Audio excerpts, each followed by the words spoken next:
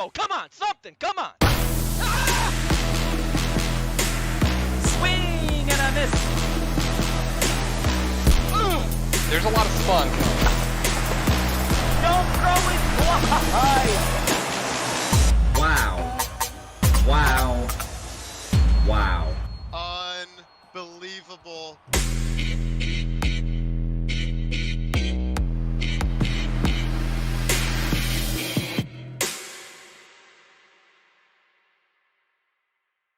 Super Mega Baseball's finest competitors went head-to-head this season, duking it out over a long and challenging campaign. We bear witness tonight to half of the Final Four, two players who stormed their way through all in their path. A massive step toward XBL's most coveted prize is on the line. The postseason winds are roaring and the fans hunger for competition. It's time to rumble! This is the XBL semifinals!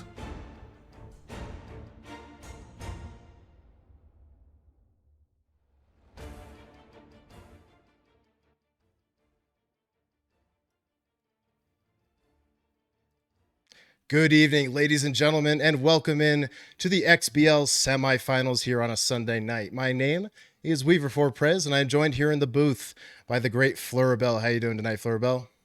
Yeah, okay, come on, let's get it. Flurabelle? Flurabelle, you there? Hello? Weaver? Yeah. Hold up. Weaver, what's up? Sorry, I was just totally in the zone there. I was doing my pre-game, my pre-World Series warm-up, just doing my batting practice at a 98 ego, for 3 hours while listening to your diss track, the Weaver diss track, the XBL diss track. I've been listening to that on loop for about 6 hours so far. So, it really helps me get in the zone. And, I think I'm good with the nerves. I think I'm ready to go tonight for this World Series. So who am I facing? Is it Luke? Is it Ash? Didn't they wrap up on Thursday? Maybe you missed the news, and for anyone else that may have, well, let's talk about it. On Thursday night, Luke and Ashnod mutually agreed to replay Game 5 as if it had never happened due to very proven lag, very proven unfortunate circumstances. So actually, Flurabelle, we're casting tonight. We've got more games to call. Wait, so both of us are announcing? Yes. Tonight, right now? In mere moments. Oh, well, in that case, good evening, ladies and gentlemen, and welcome to tonight's broadcast of the XBL, the Cross-Platform Baseball League. You just said all of that, so we'll get straight to it. These two teams, we've got Luke Archer and the Milwaukee Mallards taking on Ashnod's Coupon and the Chicago Blues. They are tied at 2 games apiece here. 5, 6, and 7 will be played tonight, 7 if necessary. But no matter what, Weaver, one of these teams is going to get to 4 wins tonight and head to the World Series. Yeah, and Ashnod, he's looking for a three-peat. He was in the Season 8 World Series, his rookie season, defeated by Lazy in 4 games. He was in the World Series in Season 9, his sophomore season, defeated by Lazy in 7 games. He is looking to get there now. He will not have to face Lazy. He would have to face you. But the player he's playing, his opposition tonight, Luke Archer, has put up one incredible fight so far. They are tied through 4 games. I think it's anyone's game here going into the final 3, at least 2 games, potentially 3 games. It truly is anybody's game right here. We were talking very briefly earlier in the week, and I think that whoever comes out on top, pay close attention here to game number 5. We're going to be replaying. Fingers crossed there are no internet issues this time around. But here in game number 5, it's my opinion that whoever comes out on top in game 5 is going to take this series. Like, it could be possible that game 6 and 7 goes the other player's way, but there will be a huge momentum shift tonight where potentially 3 whole games will be played and one team is going to the World Series. Yeah, game 5 going to be played at Red Rock. Both of these guys elite hitters, but Ashnod, of course, a cut above the rest, and that is a hitter's ballpark. That's why he chose it. And like you said, whoever wins game 5 is going to be a win away, and it's so much easier to win 1 out of 2 rather than 2 of 2. So certainly game 5 here, we have our eyes on it. Not that it will spell doom for the loser, but it could. It very well could, Weaver, and I can't wait to get going with the conclusion of the final XBL semifinals matchup between Ashnod's Coupon and Luke Archer. Stay with us.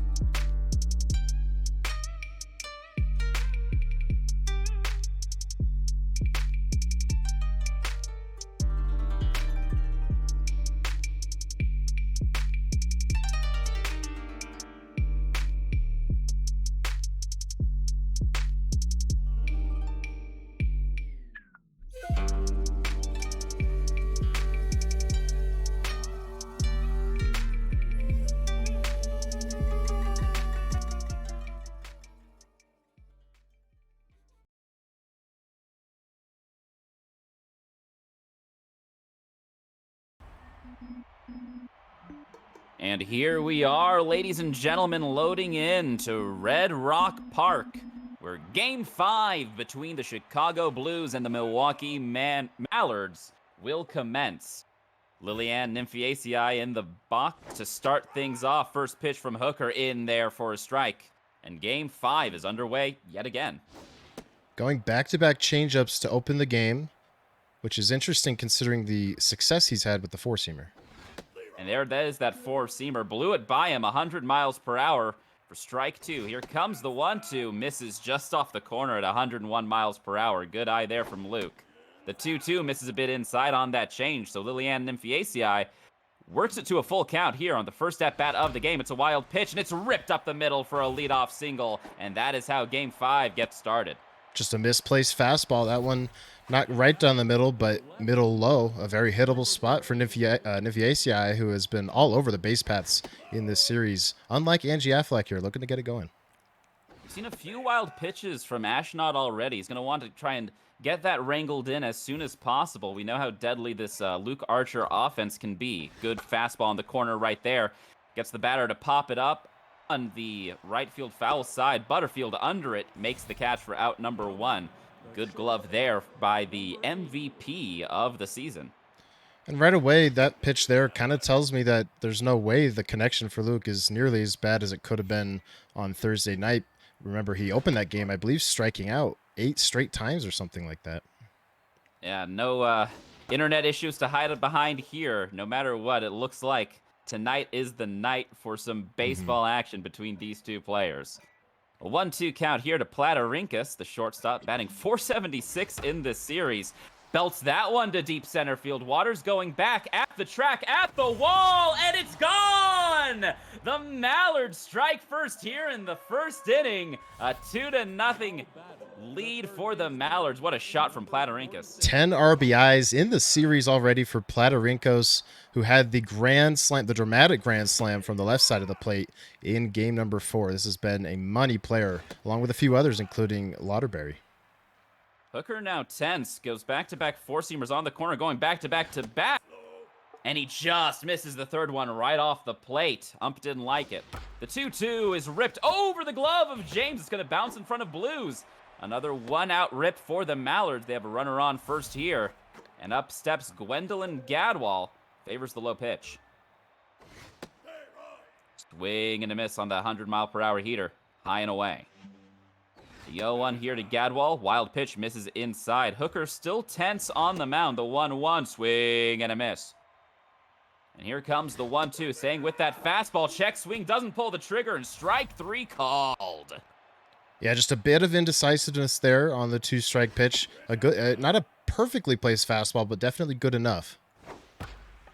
Keep an eye on that pitch count for Hooker. Already at 24 pitches thrown here for this 5-bar rotation. Swing and a miss there brings the count to 1-2. Hooker trying to get out of this inning. A perfectly placed dot on the corner. Swung on and missed. Ashnod using the fastball to his advantage, but faces a 2-0 deficit here in the bottom of the first. Rips at the first pitch. 67 power, just a bit mistimed. It will be caught in center field by Nymphiaceae. 1 pitch, 1 out. Yeah, not the best spot for the first pitch of the game from Linda Hand. That curveball right in Ashnod's happy zone, similar to this one. I think they're both going to die, though. Aflac makes the catch at the warning track in left field. That's out number 2. Yeah, not great positioning here from Linda Hand to start things off for those first 2 batters. And even here, that one's left well over the zone. It's ripped by the diving glove of the third baseman. That's a 2-out single for the Blues. And just like that, the tying run is up to the plate in the form of Muddy Waters. Lays off the curveball just a bit low. That heater is ripped into right field towards the seats, but Lauterbury makes the catch at the wall. So a good hit there from the Blues and a few good rips. Just wasn't able to get anything going there in the first inning. The Mallards hold on to their 2-0 lead, and they're back up to bat with the bottom of their order. Linda Hand a little bit lucky there with Luke to get out of that with 0 damage. Linda Hand, not the #1 starter of this team. We saw in game #1 a gem thrown from Lacey Blevins, who is the most well-equipped to deal with this Blues lineup. Perhaps Luke saving her for the home game at Colonial in game 6. The 0-1 here to Daffy Dangers. A curveball swung on over the leaping glove of the shortstop yet again. So first and second here with nobody out for Luke and the Mallards. Clearly not having any internet troubles here in game number 5. Curious The if 0-1 here, the pitcher spot Hand. Well, with the 0-2 count, probably not going to see it. I was curious if we would have seen a bunt with the pitcher. And there And it there is. it is on the 2 strikes. Hooker's going to try to go to second. Out in time. To throw to first, not in time. So a fielder's choice on the bunt puts a runner at third base for the Mallards. Ashnod, fortunate there that he did get the out at second. That was a tremendous gamble. Could have been bases loaded, nobody out. Big gamble pays off for Luke with that 2-strike bunt. Gets into another 2-strike count here. The 1-2 here to the leadoff batter, Nymphiaceae. Swung on, and it's up the middle past the pitcher's glove. That'll bring a run into score, so that bunt pays off for the Mallards. First and second with 1 out. They have a 3-0 lead. The very dangerous Angie Aflac at the plate, but only batting 136 against the Blues. Oh, my. And gets Aflac to pop up there on that low changeup. Infield fly is called as James gets under it in center field. A very risky call there by the umpire. Yeah, Braves fans shuddering on that one, but it's an out for Chicago. Luke has looked very dominant at the plate here through the first 2 innings, a mix of small ball and power. You love to see it from him after a game 5 performance that was a bit scary. Or the pseudo game 5, rather. The game 5 that never was. The game 5 that has been erased from all of our memories. The 2-2. Swung on, just foul down the third base line. That would have scored at least 1. Another similar swing, and that one just a bit more foul than the previous swing. What an at-bat here. This battle ripped up the middle past the diving glove of the shortstop.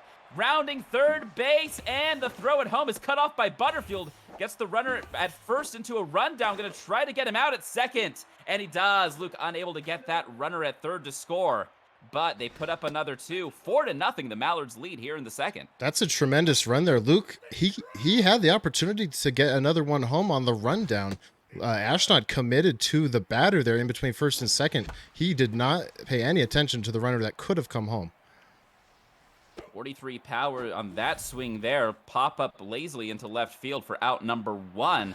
Caught by the shortstop, as a matter of fact. This brings up Elwood Blues batting 263 in this series. That one misses just a bit outside. The 1-1 here to Blues misses outside as well. Linda Hand, only 14 pitches thrown so far in this game. A good curveball on the outside corner for a strike, and the 2-2 is ripped. Tries to get up the middle, but a dive from Platerinkas. The throw to first in time for out number 2.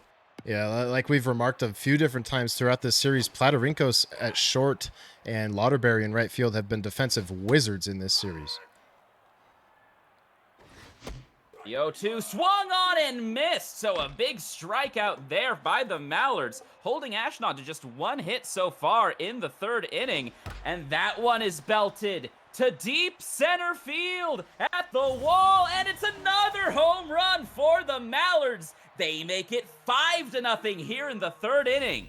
Luke is rolling here, and as we understand, this may be the first time in his entire career he's been able to play on a wired connection, and it looks like it's paying off in spades. He is locked in, like we've saw, like we haven't seen in the whole series. He is plugged in. He is locked in. A runner on first now, with still nobody out. Chance Lauderbury batting .450 against the Blues. Gets into a big hitters count here, the 3-0 from Hooker, who is rattled on the mound. Ashnod knows that he likes to, we know that Ashnod likes to pull his pitchers, his starting pitchers, when things start getting out of hand. You got to imagine that Hooker's on a pretty short leash here. As the full count pitch is popped up to shallow right field, Blues gets under it, makes the catch for out number 1. Big out there for Ashnod. That returns John Lee Hooker to tense, which is, you know, it's still not ideal. He would love him to be neutral. He would love him to not have 57 pitches here in the third, but every little bit helps when you're just trying to keep the lead where it is. Good fastball on the corner, taken for strike 2. The 1-2, check swing, couldn't pull the trigger, up and in, strike 3 called.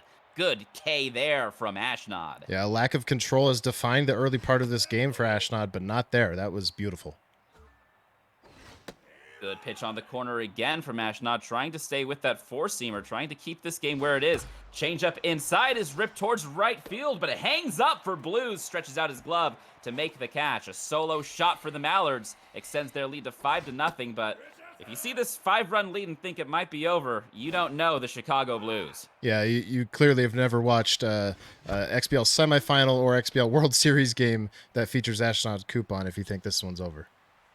Oh my. Oh no, the shortstop calls off the third baseman to make the catch and drops it on a 0.2% chance error. Goes as an infield double for the Blues. As that one is ripped to right field, should be playable for Lauderbury. He makes the catch, throws it to third. Runner will have to score at second, but still a huge opening here for the Chicago Blues. You got to think Ashnod has to capitalize on this one. Yeah, that one is ripped towards Platarinkis on the ground. They throw to third, and Albelis makes the tag out to get the lead runner. The crisis is averted. Curveball is belted to center field. Nymphiaceae gets under it, and that's out number 3. So the Blues threaten on a big error, but are unable to produce a run. Luke Archer and the Mallards back up to bat. Yeah, maybe a bit of the caster curse. I was saying how incredible Platarinkos has been defensively in the series. Makes an unthinkable error right there that was essentially a leadoff double. And anytime Ashnod gets a leadoff double, you kind of just have to accept that you're going to give up a run. Luke does a fantastic job not biting the switchback on the run down there to get that out. Heads up defense from Luke is able to keep the Blues scoreless.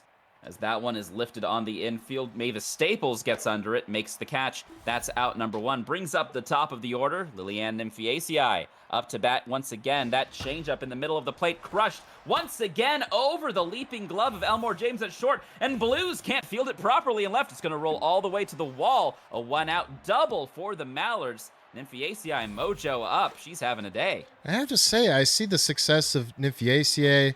Oh, there's Affleck. Affleck goes deep to the wall in left field, drops, no, into the glove of Waters, right in front of the track. He almost misplayed that one, but Luke Archer wisely sending the runner from second to third there on the sack. And that one's ripped into left field. Another run comes in to score for the Mallards.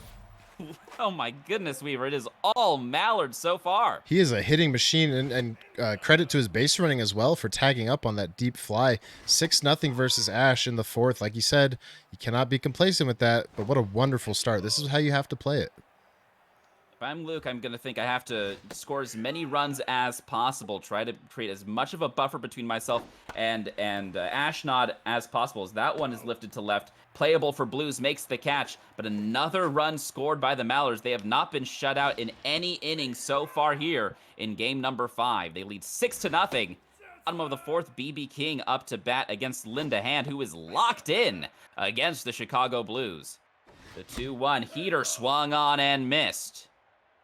2-2 curveball on the outside corner. Strike 3 called. A pixel perfect pitch from Linda Hand. Yeah, and that locked in mojo, that allows her power fastball to reach 101, whereas previously it was 100. And you may think, well, what's the difference between 1 little mile per hour? Against Ashnod, as you well know, it can There be it is. it can be everything. Yeah, like we saw there. Oh, nasty.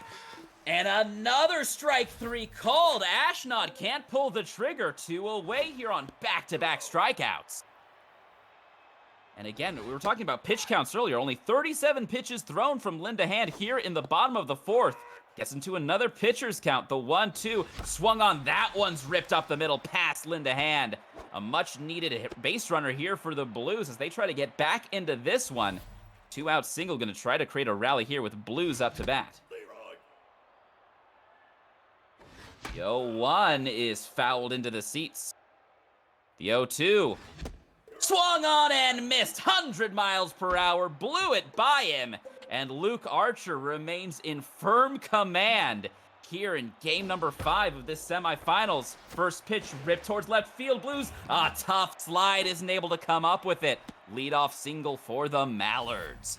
Yeah, tough dive out there. It looked like Ashnod, if anything, maybe dove a hair too late. Sometimes that can change the equation there on the drop. May have been the case. In any case, Luke just keeps on slugging the ball. This one's going to get caught, but the plate approach is still borderline perfect. It feels like it's just hard contact after hard contact for Luke. Even his outs, they are very loud and proud, and that's what you usually see from Ashnod. So it's very surprising to see the shoe on the other foot here in game number 5 of the semifinals. Changeup left over the plate is hammered. Deep right field. And watch it go. The Mallards make it an 8-0 game, Weaver. Fleurball, it's getting to the point where when I see the pitch that Ashnod throws, if it's a mistake, I almost just kind of assume he's going to hit it either in the gap or gone. That one was a meatball changeup on the inner half of the plate, and the day is done for John Lee Hooker, who, in my opinion, went an inning too long at least. 4 1/3 innings from John Lee Hooker after giving the ball to Albertina Walker. A 4.05 ERA on this series. Good fastball there. Swung on and missed. Luke couldn't catch up with it. 2 outs and nobody on here. Pitcher versus pitcher. Linda Hand, after 4 innings of work, will stay in the game. She is locked in, both on the mound and at the plate. Swings at that one. A dive from Mahalia Jackson to throw to first. In time for out number 3. A good effort there by the third baseman. Yeah, good job from Ash to get the 99 throw. I think if that's sub 90, she might beat that out. So it ends the inning, and he's got to get to work. I can't believe I'm saying it. Ashnod needs to get to work now. He absolutely does as he faces a 2-2 count against Linda Hand. Still locked in. High fastball swung on and missed. Couldn't catch up with it. Might have been a hair out of the zone, but if you're Ashnod, it looks like he's sitting fastball, and he's just unable to pull the trigger or get the good contact on the ones in the zone, completely whiffing on those out of the zone. That one is in the zone. Belted to deep left field. At the warning track, at the wall, and the Blues are on the board. A solo shot from Mavis Staples gives the Blues their first run of the game. Yeah, we knew it wasn't going to be a shutout for 9 innings, or at least typically that's just impossible versus Ashnod. He's trying to go deep with the reliever. It's going to be close. Lauderbury makes the catch right in front of the short wall there in right field. Like you said with that pitcher, maybe if it's any other batter, that's gone.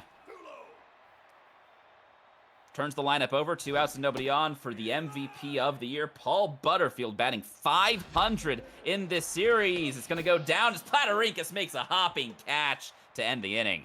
And Luke's bat, if you'll notice, has kept Platarinkos at neutral. Typically, if a player makes an error, that is an instant demotion to tense. But Platarinkos had the home run in the game, and I believe another hit. That's keeping him in a very good spot for the rest of the game. And that could be a difference maker for Luke as he tries to get to double digits here against the Chicago Blues, which would be a huge step towards victory here in Game 5. A swing and a miss. Good pitch there from Albertina Walker. Another K for the reliever. In steps Angie Affleck. Rips at the first pitch. Grounded to Staples. Picks it up. Throws it to first. That's out number 2. The way Luke has hit in the series, and you look at the stats of the different players, Platarinkos here hitting almost 550. I genuinely cannot understand how Angie Affleck is hitting under 140. It doesn't make sense.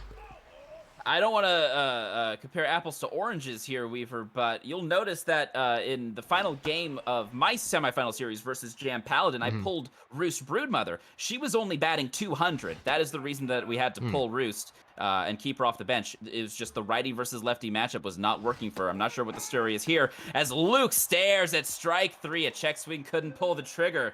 So a good scoreless inning there for the Blues. If you're an Ashnod fan, you are looking for that typical late game magic that the Chicago Blues can dole out.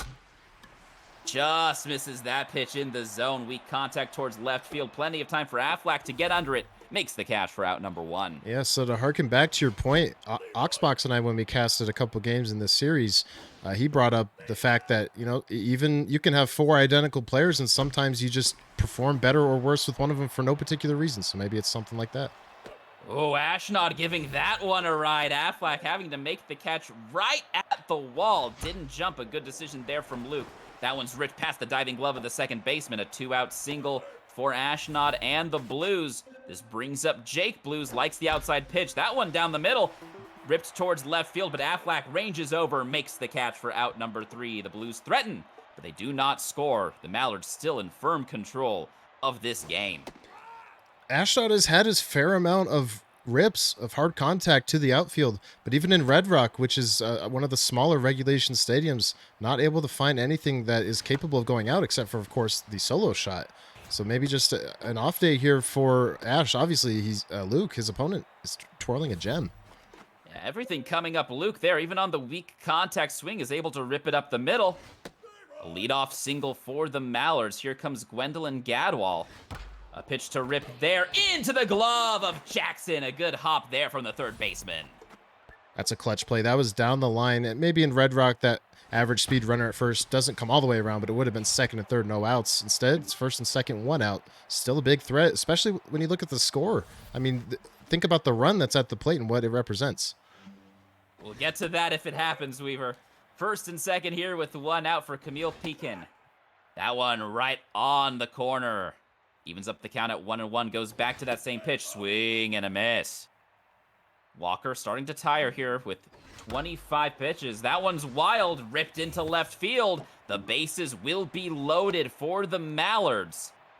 Threatening to go to double digits with their run total, and in comes Daffy Danger. Power versus righties, and Albertina Walker staying in the game.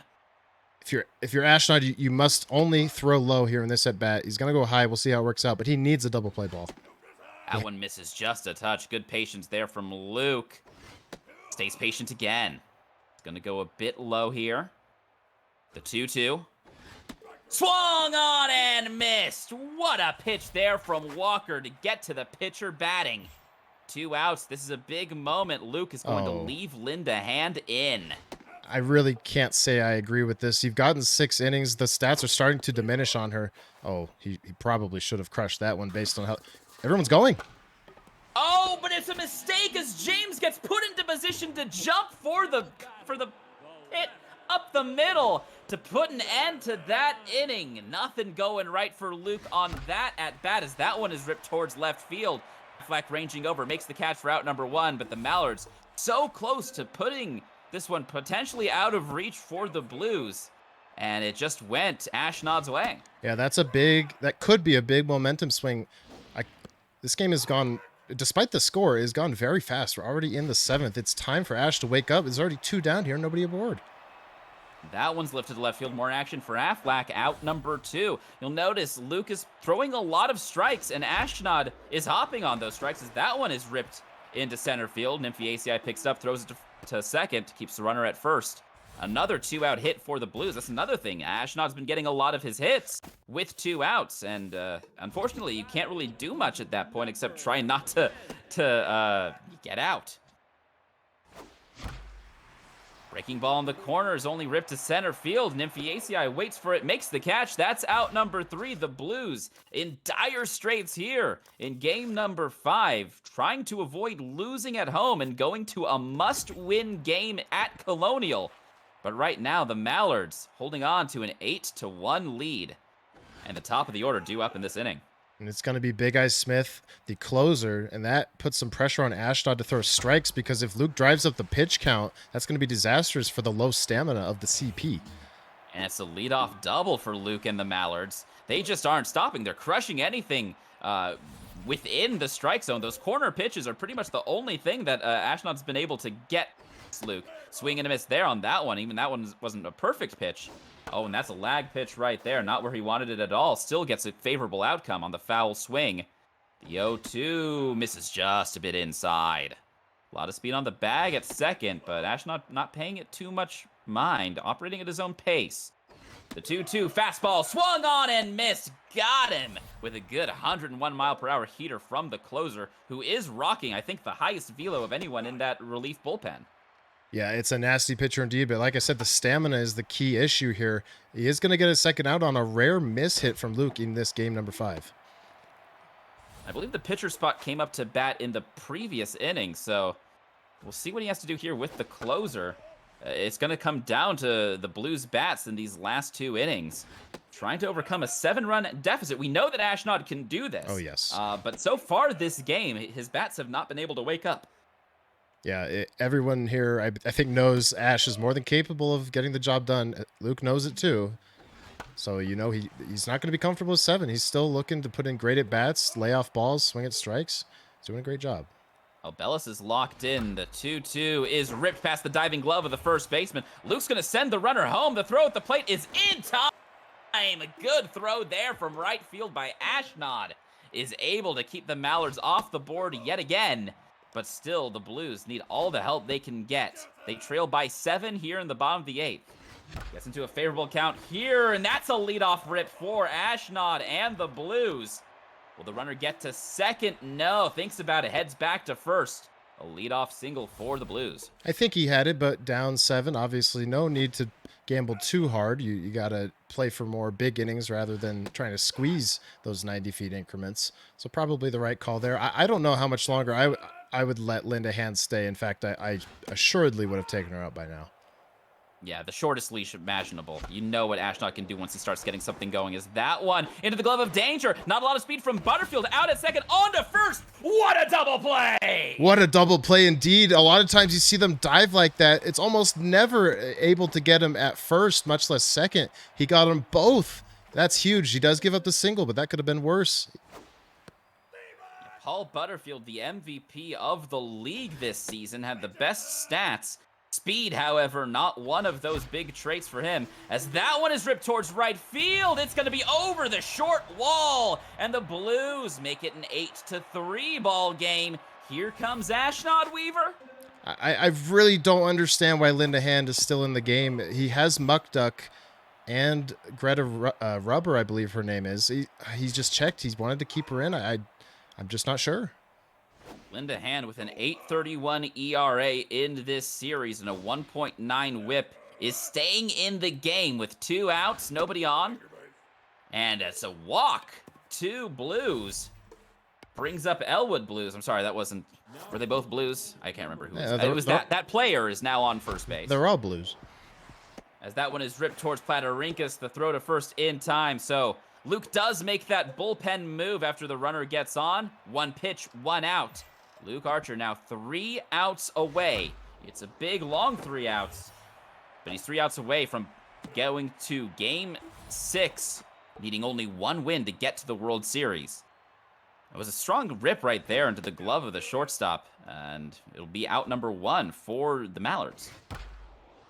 Oh, my. That one is ripped into the glove of Jackson. She is having a day there at third base. Yeah, Ashnod in this series has shown, maybe a bit of an Achilles heel on the defense. It used to be much worse if anyone remembers the season 8 and 9 playoff days, well, especially season 8. This one's going to die at the track, and we're going to the bottom of the 9th. Blues makes the catch right in front of the wall, and here we are, Weaver, the bottom of the 9th inning and the bottom of the Blues order. Shouldn't make much of a difference for Ashnod, given that many of his players share identical stats at the plate. Elmore James, however, gets behind in the count 0-2. That one misses just high. The 1-2 is grounded towards short. Platerinkas plays it, throws it to first. That's out number 1. 5 runs is the job for Ashnod. Only has 2 outs to do it. That's a good start there. Well, actually, it was a bad start with the out on the first batter, but he needs base runners. He's got one now. Needs to keep it rolling. He'll go to the bench. We'll see who we see. That'll be it for Willie Big Eye Smith, who did a good job at keeping the game where it was. Magic Sam gets the call from the bench, and you can notice a bigger contact reticle than pretty much anybody on this Blues team, as that one is ripped towards the gap in right field. Here comes that 9th inning Ashnod magic we have all seen before. That's an RBI double. The Blues now only trail by 4.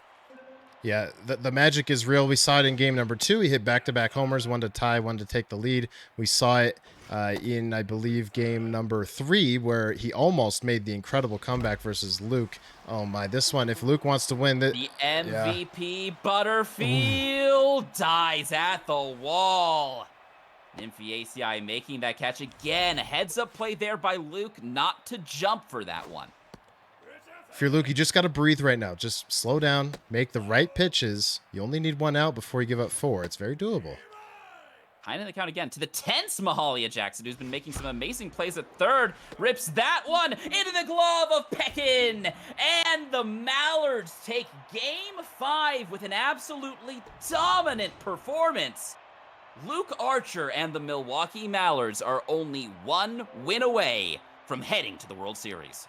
1 win away. That is exactly right. This is the number 4 seed taking on the number 1 seed and the favorite by just about everyone going into the season. Ashnod's Coupon dominated his way through the regular season, of course, but now his back is to the wall in a way it really hasn't been since, maybe the game 7 of last year's World Series, or one of game 3 of the sweep into the season 8 World Series. This is a significant challenge for him here. Luke has proven to be one of the best in the game, despite his record in the season where he did lose 11. The way he's playing right now, I almost can't believe he lost anything. It's insane how locked in Luke is. Maybe it's the difference maker of that wired connection, having that weekend off to just reset and get your mind into that position where you don't have to worry about internet connections or issues like that, and just be able to play the ball game that Super Mega Baseball 3 is. And that's what Luke did tonight. He played arguably better, like his batting, arguably better than some of the games we've seen him play at 90 ego. He was locked in from the get-go. And Ashnod simply just didn't have the firepower to answer him back. Held to only just 4 runs. 2 of them, I believe, coming in one of them coming in the 9th inning. And it was just all Mallards. Yeah, all Mallards. And some of the rhetoric you and I have been saying tonight about Luke, it reminds me of his match of the week performance in, I believe, week 3 or 4, which was versus GTMS NBA 13. And that was on 90 ego. 3 degrees easier technically, and we were saying some of the similar things that we're saying now, which was that this was the best we've ever seen him. We think he looked quote unquote cracked. He was just dynamite at the plate and on the mound.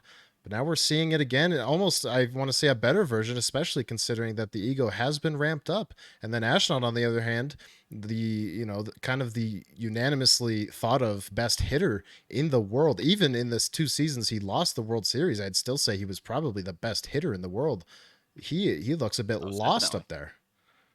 It's a combination of Luke finding something in his pitching. It seems like bouncing back and forth between that curveball and that fastball is really paying off for Luke, and getting Ashnod to just make that weak contact on his heaters, sometimes a bit high and out of the zone, sometimes on the lower part of the plate. Ashnod just isn't able to line up his reticle strongly enough. It might be that low contact arsenal that he has not being as effective at 93 ego as he may have thought coming in. A lot of his players, his starters, have that league minimum contact. Yeah, the most obvious effect of ego as you raise the batting ego, as you raise it, is the velocity of the pitch, right? It comes in a lot faster. The aim assist is significantly less. But another effect, of course, is the reticle, the contact reticle. It shrinks as you go up the ladder. And, maybe on 90 ego, he could get away with what he was getting away with that smaller reticle. And I still think, I don't think anyone's counting him out here. He can certainly turn it on here like we know he can, and make the whole reticle conversation pointless. But maybe that's just a factor here on 93 ego. We know what Ashnod can do when his back is up against the wall, and it is up against a wall right here. He needs to win 2 games in a row against an absolutely dominant team who just put on an incredible performance in Game 5. And like we said, Weaver, there's no time for rest, really. They have to play the remaining games. A winner has to be crowned here tonight. And so it's going to be interesting to see how Ashnod reacts. We could tell, I think, that, he has that never say die attitude, right? He's made comebacks many times before, and we even saw in the 9th inning, he was ripping the ball. He was able to get a run on the board. He was able to get base runners. He will never quit when he is in the game. And he's going to have to take whatever momentum he may have been accumulating there in the 9th inning and push it forward here to the start of Game 6. He's going to have to strike early and prevent Luke from creating that buffer he was able to do against his starter in Game 5. Yeah, and on our monitors, we can see here they got Red Rock. So it'll just be a short delay here. As we had to do the merry-go-round a little bit before the game as well, but it shouldn't be too much longer, probably just one more rotation here to get the correct stadium. It'll be interesting, Florbell, to see exactly what happens with the Mallards pitching staff. I mentioned Linda Hand, even after the rotation reset, not the best available pitcher. That would be Lacey Blevins, the lefty. Big velo, pretty good junk, good accuracy, who threw a gem in game number 1 at Red Rock. And it seems that Luke has saved her for the home game at Colonial. And now that's not a home game at Colonial that will be an elimination game for Luke. It's an elimination game for Ashnod, and Luke is the one with the pitcher advantage. Unless you consider Ashnod's pitchers superior, it's hard to say that when they're all similar. And we just saw what Luke did to a clone, if you will. Yeah, it wouldn't be. The story here won't be Ashnod's pitching so much as it is Luke's pitching. I entirely agree. Lacey Blevins needs to come out. I was going to say swinging, but that's not exactly the pitcher's job here. She needs to be dealing right off the get-go, doing a similar thing that Linda Hand was able to do. Keep Ashnod to 1, maybe 2 runs through the duration of her pitching. And Luke also needs to wise it up and not let her stay in the game too long. I know he left Linda Hand in for a very long time. It didn't quite come back to bite him, but we were getting a little bit tense in that situation there. Yeah, and the thing for Luke was he had a cushion.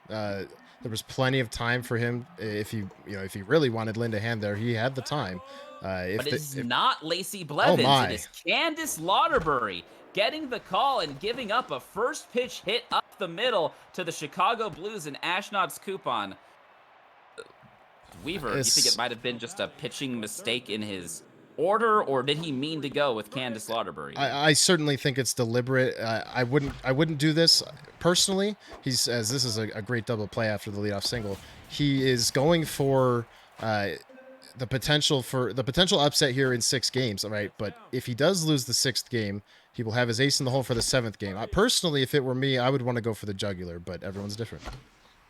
Everyone's different indeed, and Luke, as we know, is quite a character in the XBL. And now that you mention it, this is definitely not out of character for him, as Daffy Danger makes the catch there. A quick inning there after 1 hit, a leadoff hit for the Blues. They aren't able to capitalize it.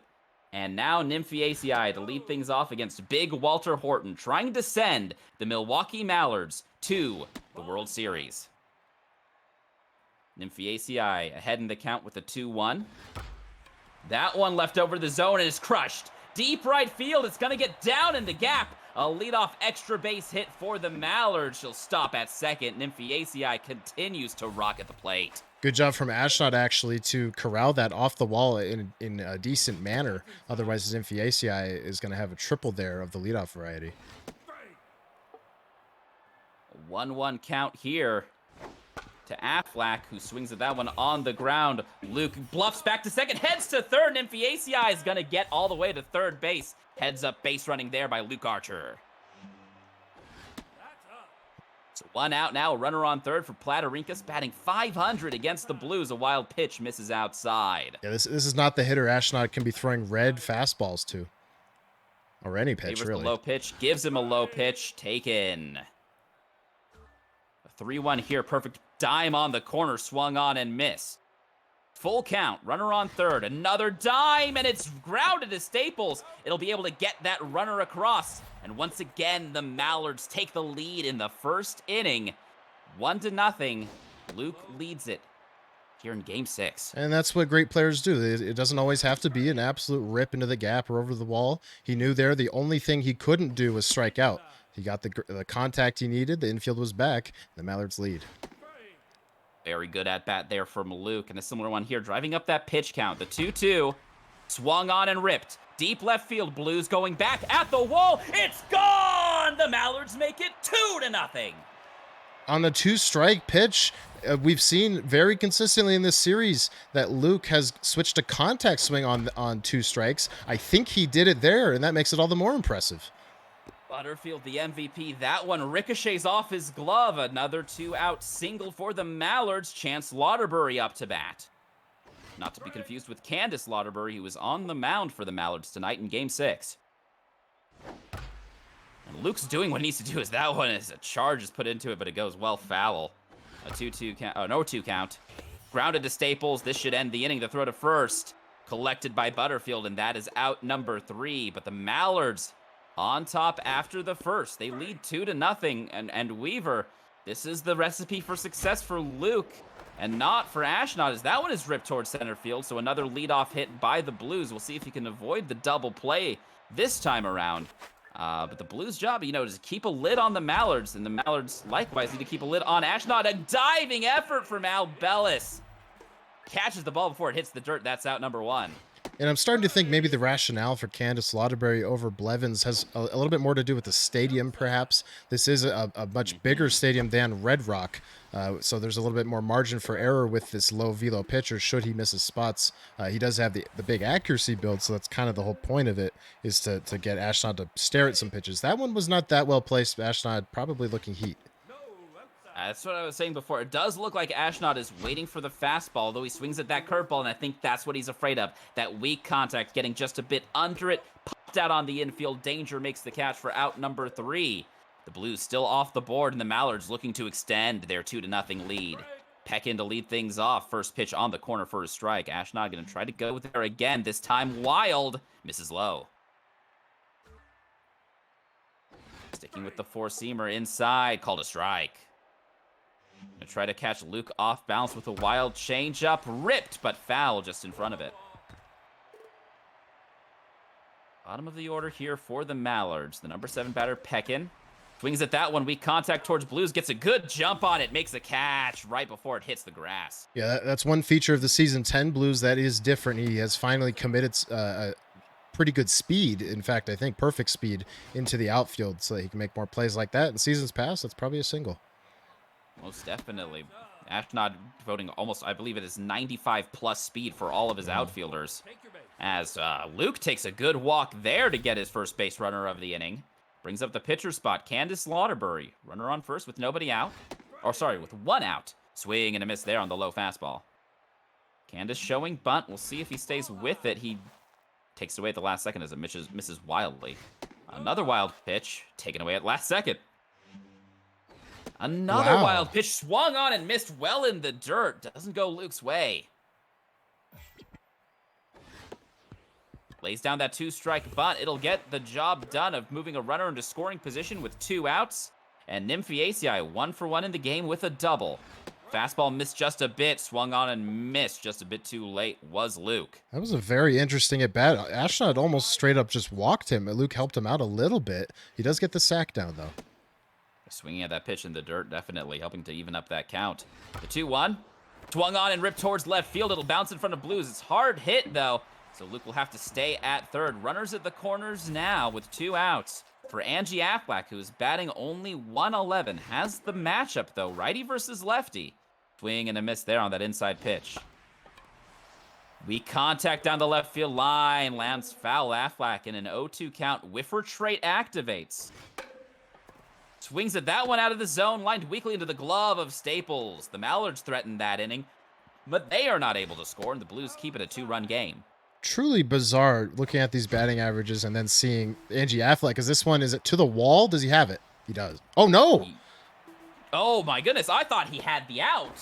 You thought he had the home run, and it ended up being off the wall, so it's a wash. It's a long, loud single there for Ashnod. I was going to say, as the pitcher comes in to bat and rips that one towards left field, Affleck Gets a good jump on it, makes the catch for out number 1. I didn't feel like Ashnod got all of that pitch, and yet it was that close to being a home run. That goes to show just how much power these players have. For the Blues, is that one out at second, on to first. It's a double play on the slow roller. Are you kidding me? We have seen some double plays from Luke tonight that off the bat, just my super mega sense tells me, oh, okay, that's a fielder's choice. He's only going to get 1. And then he gets 2. Just great decision making and great execution. Usually I'd just go to first on that one, thinking I had no chance for the out at second, but he's able to get both. Good defense there from Luke. He is just firing on all cylinders. That one's lifted into foul territory. Blues ranges over to make the catch. 1 away here for Smuel Bellis. Misses just a bit outside. Big Walter Horton looking to keep this a 2-run game. That's very close for these two teams. Just a 2-run lead. Luke definitely wanting to extend that as that one goes foul into the seats. Brings the count to 2-1. Inside low changeup just misses. The 3-1 is wild. Misses well inside. Forces Elbelis out of the box. She'll take first base with 1 out. Luke, his hitting ability, one thing it does besides obviously scoring runs, it just puts so much pressure on the pitcher. You feel like you have to throw these perfect strikes. And sometimes when you press like that, the pitches run wild and you start walking people or you give up meatballs. That was certainly the story in game number 5. Right now, it's not out of control for Ashnod yet. He's got a lot of potential to rein this one in. Those were some back-to-back good fastballs. That one just missing decent, and that's what we're talking about. Even if it does say decent, you're thinking in your mind, no, no, no, no, no. As that one is ripped up the middle. Another single for the Mallards. First and second with 1 out for Chance Lauderbury. That one misses and is crushed, but foul. Lauderbury with a runner in scoring position. A perfect pitch right there on the corner, and that's what Ashnod needs to be throwing. He's been throwing his fair share of wild pitches so far tonight. Oh, and a nasty 4-seamer right on the corner. Ring him up. Yeah, that might have been his best pitch, at least here in this game. That was filthy on the corner. Yo, 1 here to Peckin. Misses inside. Not a lot of speed on the bags for the Mallards right now. As that one is crushed again, that changeup just catching Luke a bit off tempo. 1-2 count. There's one of those wild pitches. Right down the middle, swung on and missed. Luke couldn't catch up with the 98-mile-per-hour heater. Yeah, she shatters her bat. I probably would too. That one right down the pipe. That was an opportunity for Luke to hit it hard. Just couldn't catch up. Lazy curveball there is poked foul. Fastball misses just a bit outside. 91 miles per hour is the fastball for Candace Lauderbury. That one, the cutter clips the inside corner, 88 miles per hour. That one poked up the middle. That's a leadoff runner for the Blues.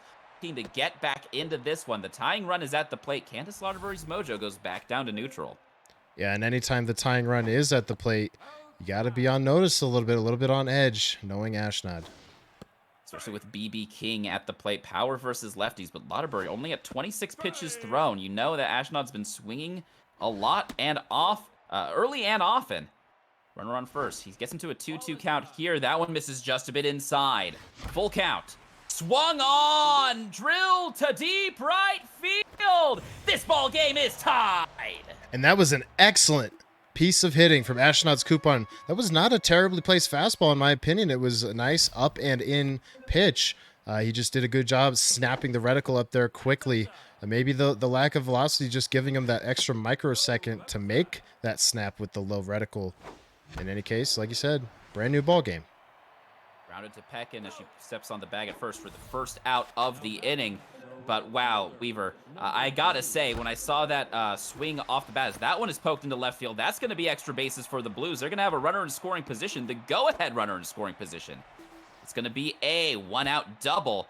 Ashnod threatening. He's looking for a big rally here. But that home run he hit, the power versus lefties, I think, helping him out a ton. He was under that ball. He didn't get all of it. It was only 397 feet center field. I say only, as that one, a good play from Platarinkis, collects it before it hits the ground. We know Ashnod can go to, usually his home runs are in the 450 and up range. Luke's pitching is still getting the job done. He just needs to be a little bit more careful. We'll see how this inning ends. Runner on second, 2-1 count here to Elmore James. That one catches the inside corner. Good breaking ball. The 2-2. Swung on and grounded.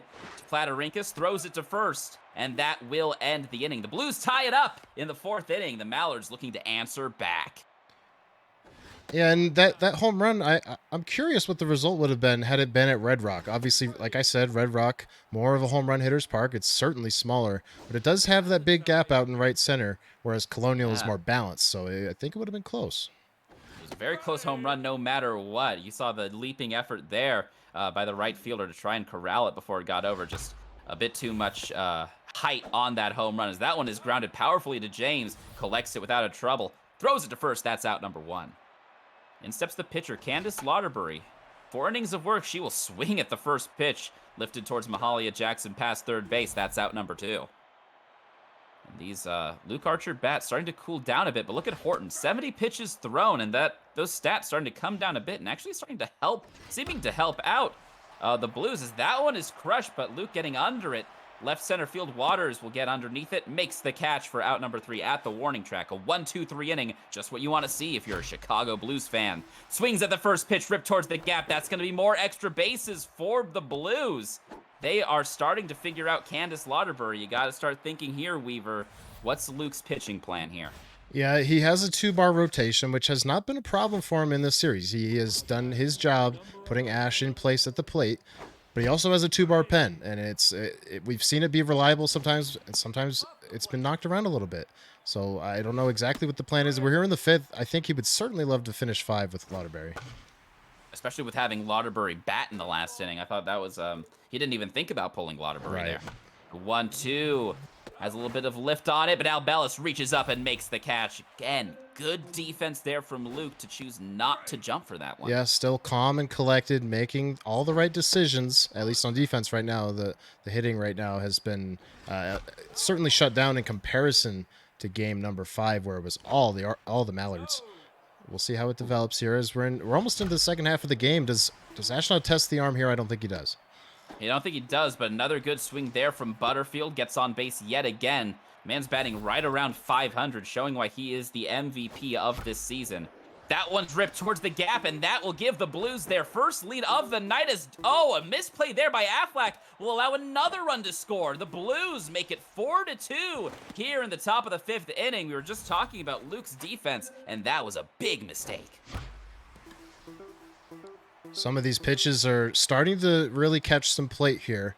Waterbury's certainly losing effectiveness, and it's just going to call into question what we were talking about earlier, which is the ace of the staff sitting on the bench waiting for a game 7. But it really just comes down to philosophy and how you want to utilize your weapons when you have an advantage. Candace Lauderbury staying in the inning, and she might get those 5 innings Luke was looking for. Lifted to Affleck for out number 3, but the damage is done. The Chicago Blues take a 4-2 lead in a do-or-die game for Ashnod's Coupon. They have to go to the bullpen here after Magic Sam pinch hit here in the bottom of the 5th.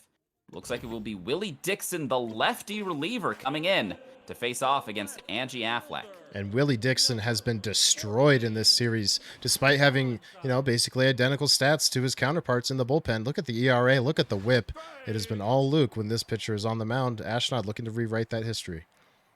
Luke looking to keep that history as it is. Swing and a miss. Good fastball there. Affleck's whiffer trait activates. She definitely wants to stay above that 100 average. Fouls off a good fastball by Dixon. The 1-2. Strike 3 called. Got her looking inside corner. What a pitch from Dixon.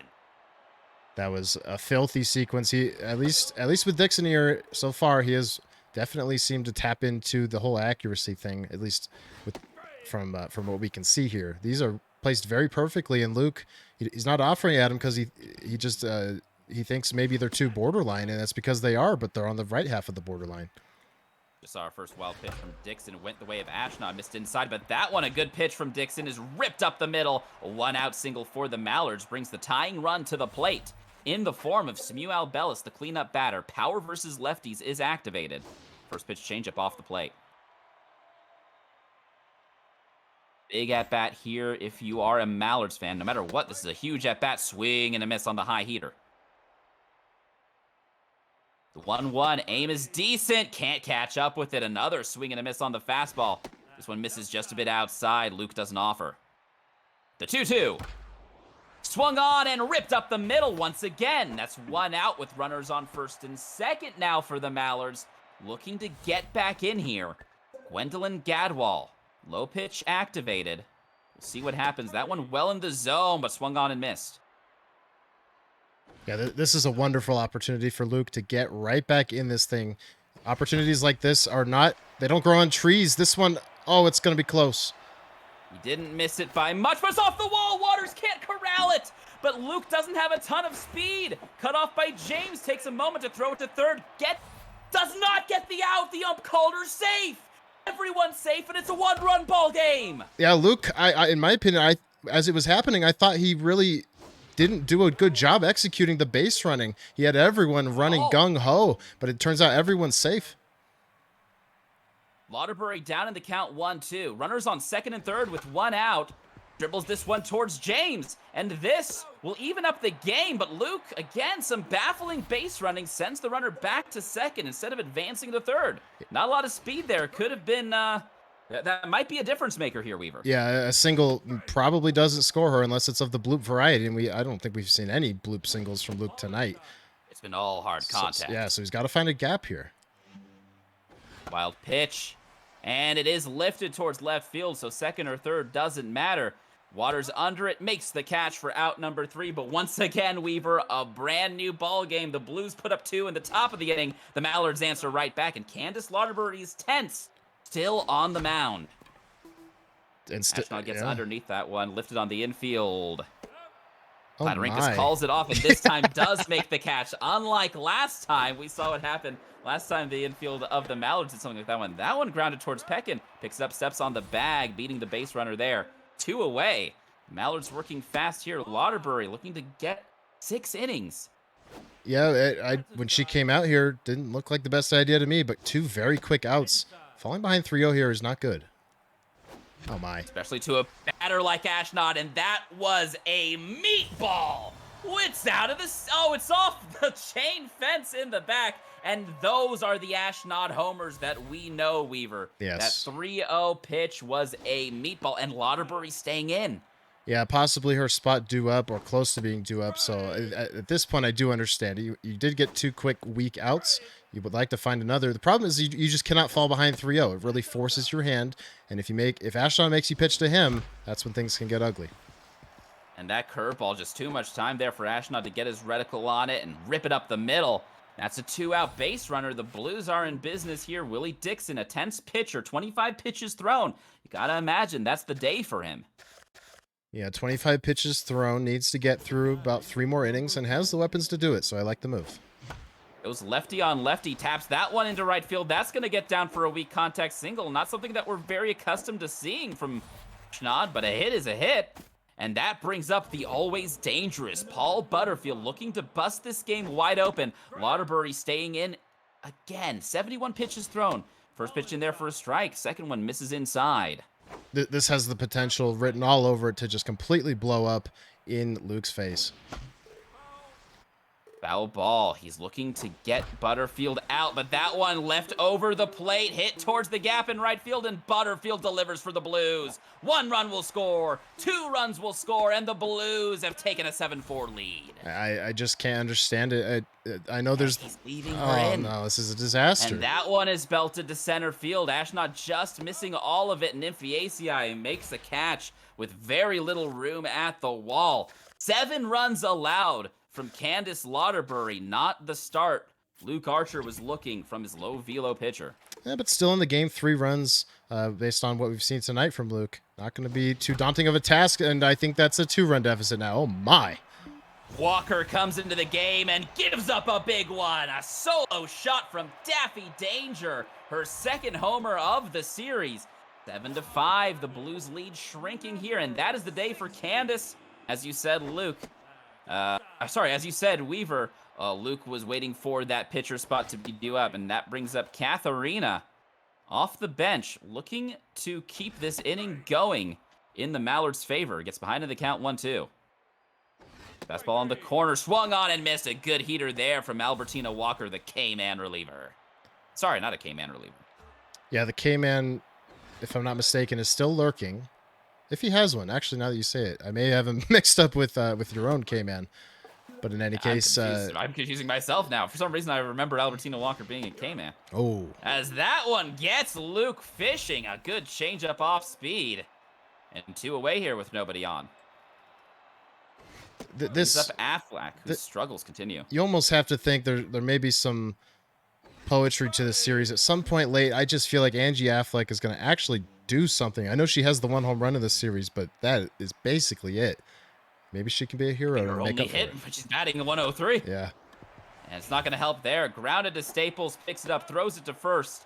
And after that home run, the Mallards go down 1-2-3. However, it's just a 2-run ball game here in the top of the 7th inning. Luke going to his bullpen. Greta Rubber gets the call.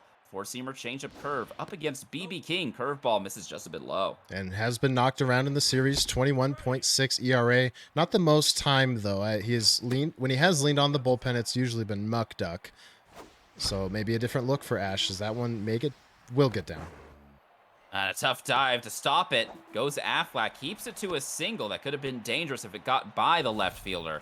Keeps the runner at first. Brings up Muddy Waters. Runner on first. Nobody out. That one is ripped up the middle. These curveballs, Ashnod starting to adapt to them. Not really working for Luke as they were able to do in the early stages of tonight's session. 2 runners on, nobody out for Jake Blue. Swings at the first pitch, can't catch up with it. Yeah, he's trying to fool him. He brings in a high velo pitcher for the first time in the game. Ashnod, you would think, would now be expecting to have to time things up a little bit faster. Luke going with curveballs. There's the heat, and there's the effectiveness. And there's that strikeout. Good pitch there from Luke, and it's those low curveballs, those ones that are missing the zone, and then when they catch them, Ashnod isn't missing them. Swing and a miss there on that fastball on the outside corner. That one well over the plate, Ashnod just missing it. Dangerous pitching here from Rubber. The 1-2 misses it. It's in foul territory. Will it hang up long enough for Affleck to get over there? It will not. The 1-2 from Rubber. Swing and a miss. Got him with the inside heat. Yeah, in my opinion, right here, 2 outs. You're only down 2. It's the latter part of the game. I was going to say stick with the fastballs. Oh, he makes a nice play. Goes with that curveball, and again, it's the high curveball that seems to be working so far for Luke. The low curveball is what Ashnod was ripping for those hits at the start of that inning. So the Blues threatened, they do not score. Keeps it a 2-run ball game for the 3-4-5 batters of the Mallards. Platarinkas gets into a hitter's count here, the 3-0. Ashnod looking for a fastball. Platarinkas takes it. The 3-1. Fastball in the zone taken. Brings the count full. Walker. Good fastball on the corner. Swung on, ripped to center field. Waters catches it with the basket glove right before it hits the grass. Yeah, that was dangerous. He almost let that one hit down for a leadoff knock with a speedy runner. Instead, there's one down and a big out. And a locked-in batter at the plate. That is a nasty 4-seamer, just clipping the corner on the outside part of the plate. The 0-2 count for Smuel Bellis. The low changeup just misses. Here comes the 1-2. Goes inside with the changeup. Gets Luke to swing there, but he pokes it foul. Staying with that changeup is Walker. That one misses just a bit inside. Wild pitch on the fastball. The 2-2 misses. Great at bat here. Oh my. An important 1-2. The payoff pitch is wild. Misses wildly. Smuel Bellis, the locked-in batter, is aboard. Once again for the Mallards, the tying run at the plate. The locked-in Gwendolyn Gadwall takes a first pitch strike. Walker's stats starting to come down just a bit, but she gets ahead of the count. An 0-2 count here. Good fastball. Swung on and missed. Perfect location there from Walker. Yeah, but not out of the woods yet. Here's Chance Louderberry. 3 bombs in the series. A wild fastball, almost punished. Luke just unable to catch up with that first pitch heater, and it's just been all heater from Walker. It seems like since those changeups, that one is ripped towards left field. Will hang up for Blues. It's off of his legs. That'll allow the runner to get to third base. Luke thinks about advancing to second quickly, gets back to first. 2 outs. Runners on the corners for Camille Peckin, batting .333. Needs a big hit here to keep the Mallards in this game. What a massive at-bat this is. Lays off a nasty changeup. The 1-1. Down the middle. Luke can't catch up with it. He can't believe it. Walker. The 1-2. Good fastball. Swung on and missed. Overpowering her with the heat. Down goes Peckin. And the Blues hang on to a 7-5 lead. That is potentially shattering for Luke. What an opportunity there for him to retie the game. It's 7-5 here in the 8th. Still could be anyone's game, but Ashnod certainly looking a lot better in this one than he did in game 5. What a strikeout there. Great strikeout there from Luke, seeming to settle in with Greta Rubber after giving up those first 2 hits. That'll be the day for Walker, who did an amazing job in relief for the Blues, keeping this game where it is. Brings up Coco Taylor off the bench. Lots of contact for this player. I'm not sure I know this grounded player. To Danger and throws it to first. we don't typically see a ton of the Blues bench, and if we do, it's usually Magic Sam, and I believe there's another somewhat average hitter. That one had all contact there, not a typical Ashnod build at all. Because Ashnod does load his bench with a lot of contact so that he can have less contact for his players, so that his bench can meet the requirements. Full count here to Butterfield as he rips that one to deep center field. He gets just under it. Will die in front of the warning track. A 1-2-3 inning, just what the Mallards want to see to keep themselves within striking distance of the Blues. Willie Big Eye Smith, the closer, in off the bench. Good velo from this guy. We'll see what Daffy Danger, 8-9-1 batters can do with fastball. Nasty on the outside part of the plate. I thought that was going to be a ball. Called a strike. Swing and a miss on the inside heater. Brings the count to 0-2 against the locked-in lefty. The 0-2 misses high. Big Eye Smith, only a 1.59 ERA and a .71 whip in this series. He has been the effective pitcher for the Blues out of this bullpen. Yeah, and remember, Dixon and Walker are burned, so Willie Big Eye Smith here with minimal stamina. Big strikeout there. But if Luke can burn the count a little bit, that could make the 9th inning very interesting with the stamina here of Willie Big Eye Smith and the only reliever remaining, Buddy Guy, significantly less velocity and accuracy. We'll see if Luke can extend these at bat. First pitch low, swings at it. Luke's starting to fish a little bit more than we've seen him do in other games. That one misses just a bit inside. Good eye from Luke. The 1-1 from Smith, swung on and fouled. Going back to that changeup. It's wild. Could be anywhere. It's down the pipe. In front of it is Luke, and he sends it foul. Keeping that pitch count up. Great fastball here. Gets him with a check swing. Strike 3 called. Here in crunch time in a rare elimination game for Ashnod's coupon at the end of the said elimination game, he is painting some corners with precision, and it's exactly the time he needs to. Another 0-2 count. We've been seeing this a lot in the second half of this game. Ashnod getting ahead of the count as that one is grounded foul. And I think he knows, Weaver, that he has to keep in mind that pitch count, and that's why he's throwing a lot of strikes. But Luke doesn't miss that one on the outside corner. Puts it into left field. That's a 2-out single. Once again for the Mallards. Tying run at the plate. It is the tense Angie Aflac, batting just 100. First pitch changeup in there for a strike. This could be that hero moment I mentioned. A lot of speed on the bag at first. Change up on the inside corner. Strike 2. Another 0-2 count. Whiffer trade activates. Fastball in the zone. Swung on, and it's foul. Big moment for Aflac. Big moment for the Mallards. Perfect pitch on the corner. Are you kidding me, Weaver? There's nothing you can do with that. No, it simply doesn't matter who you are. Are you Luke Archer? Are you Ashnod? That pitch, I'm not swinging at that. Don't look at me. I'm not swinging at that one. No, certainly not. That was filthy. That was exactly the pitch he needed. Now he's up 2. He's going to be looking to add on here, and that's a great start. And 9th inning has been the story for the Blues. That one goes all the way to the wall, but a good arm from Nymphiaceae. The play at second, just in time, is the base runner. A leadoff double for the Blues, despite the league minimum speed. And that one's ripped towards the gap. He's going to have to cut it off to keep that run from scoring. It might score anyway. Nymphiaceae has to go to second. A crucial insurance run for the Blues lengthens it to 8-5. And Weaver, I was trying to say, but they're going so quickly. 9th inning has been where the Blues are absolutely dominant. Yeah, and we're just seeing, again, some somewhat careless, in my opinion, curveballs over the heart of the plate. This one's close. Oh, and a good robbery there from Lauderbury. Keeps it from going over the fence. That was big, Weaver. Kept it from being a 10-5 ball game. Remember that one, folks. If Luke does end up threatening in the 9th, remember that catch from Chance Lauderbury. Axe Muck Duck trying to keep this game where it is, but he gets behind in the count here to Jake Blues. Finds a strike there on the inside corner. The 3-1 catches the outside corner. So gets back into a full count, and that one, a bit of zone, crushed towards center field. Gonna have to range over as Nymphiaceae makes the catch on the run. Good effort there from the center fielder. Yeah, stud center fielder, and that's a huge catch. If that's down, it's 9-5. And again, Luke must keep it here. Yeah, you got to think he has to. Especially the way Ash has pitched in the 7th and 8th innings, just absolutely dotting some fastballs. It looks like it's gonna be a 3-run deficit. Here we go, folks. Are we getting Game 7, or does Luke pull off a 9th inning for the ages to punch his ticket?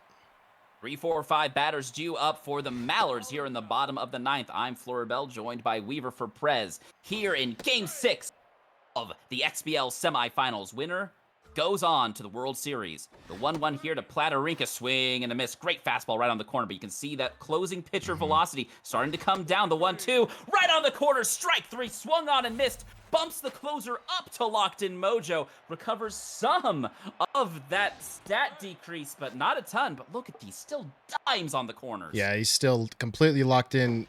Ashnod, that is. That one, oh, that's a big hit past the glove. It's one of those where you're just not sure if you're going to dive, and if you do, sometimes it goes past your ankles on the other end. That's big. That brings the tying run to the plate. Oh, I'm sorry, the tying run's still on deck. There was a big insurance run, remember?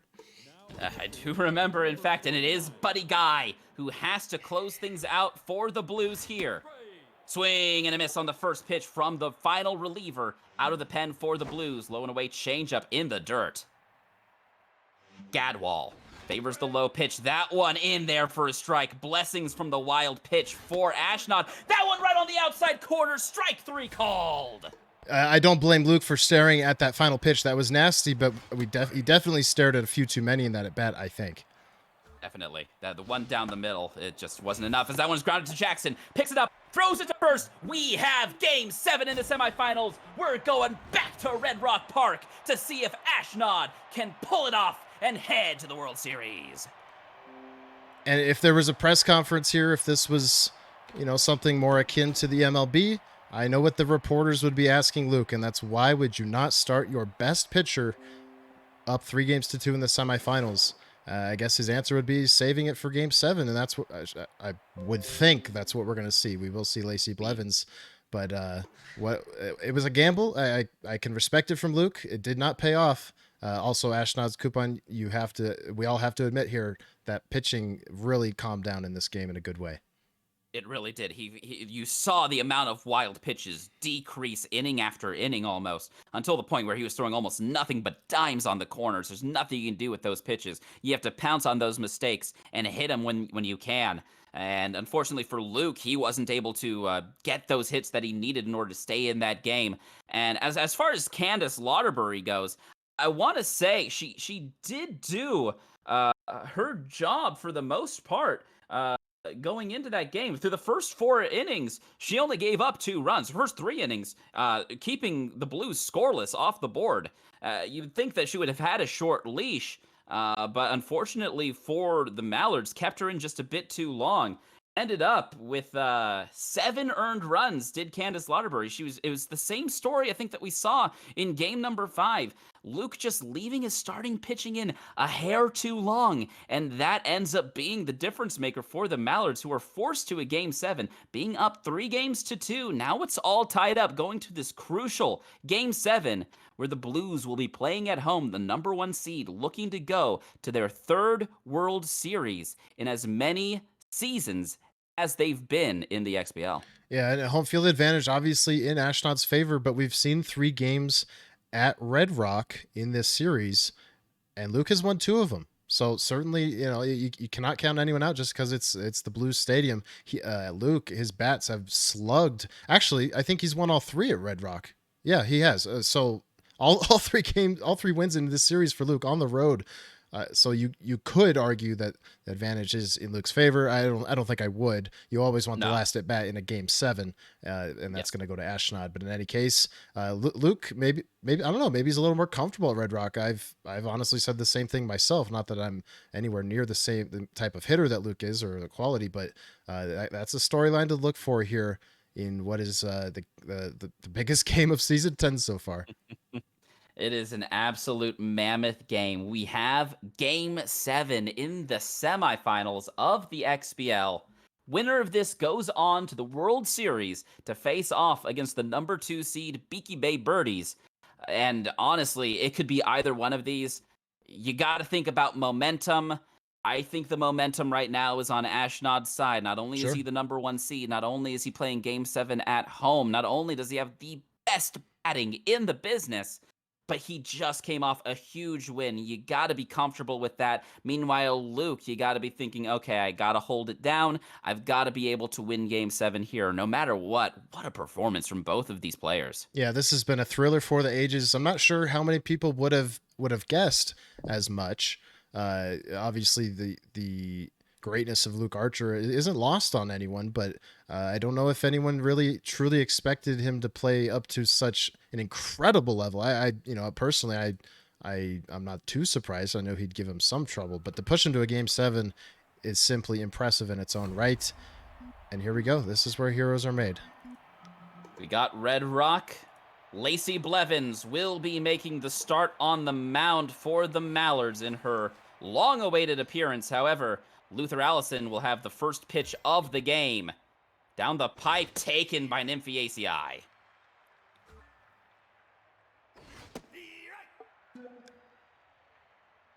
An 0-2 count here.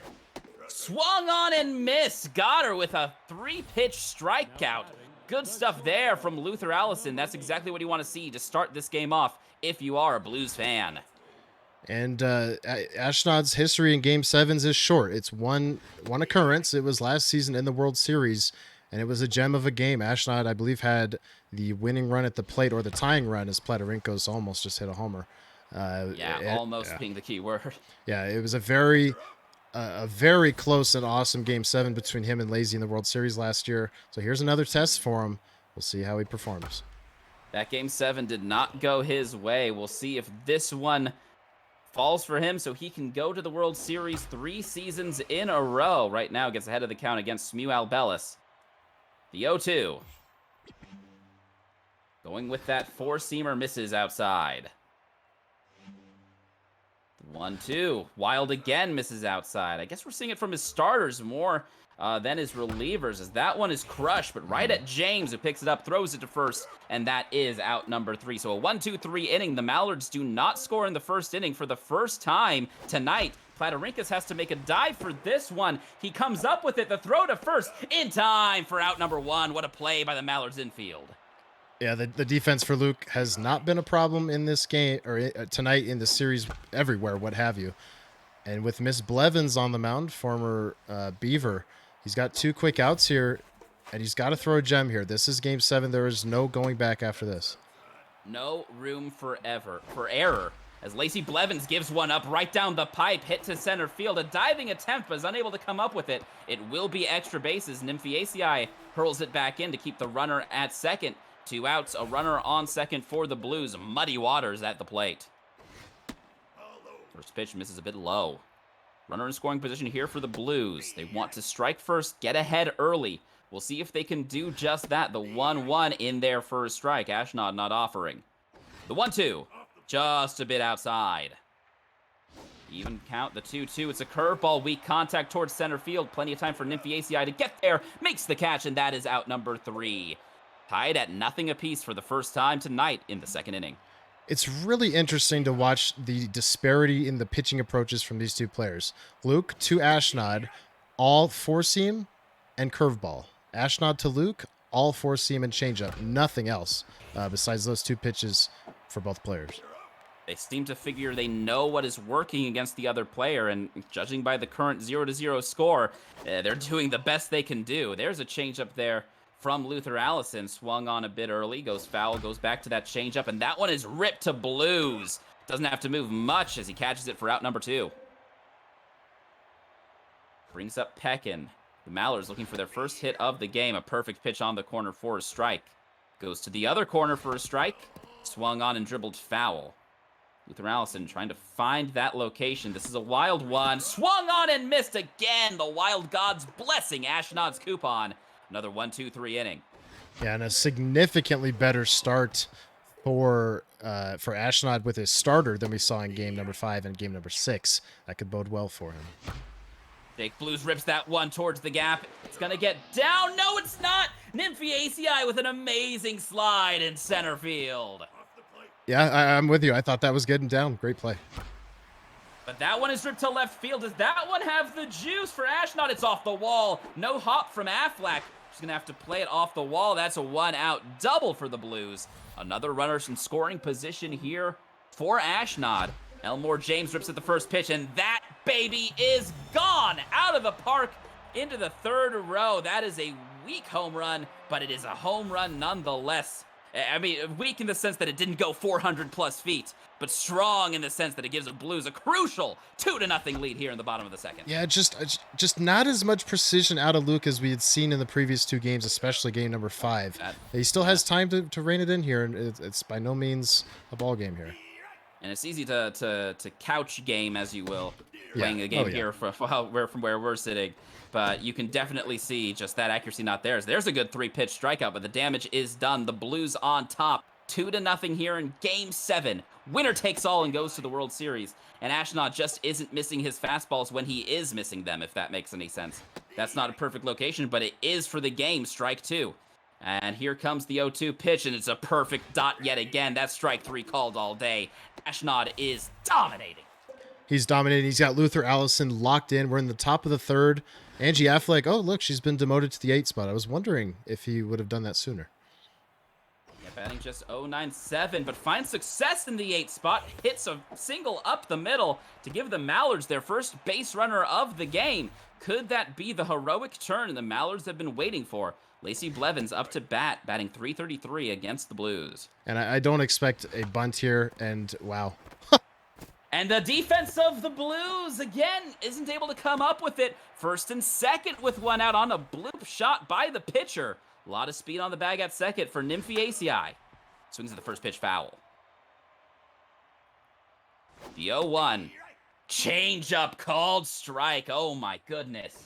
Whiffer trade activates for Nymphiaceae. Another blooper. That's going to get down in front of Blues. A lot of speed was on the bag at second. That run's going to come in to score. It's 2-1, the Blues lead. Yeah, that's Angie Affleck in the 8 spot. Typically, there isn't much speed, I don't think, in the 8 spot.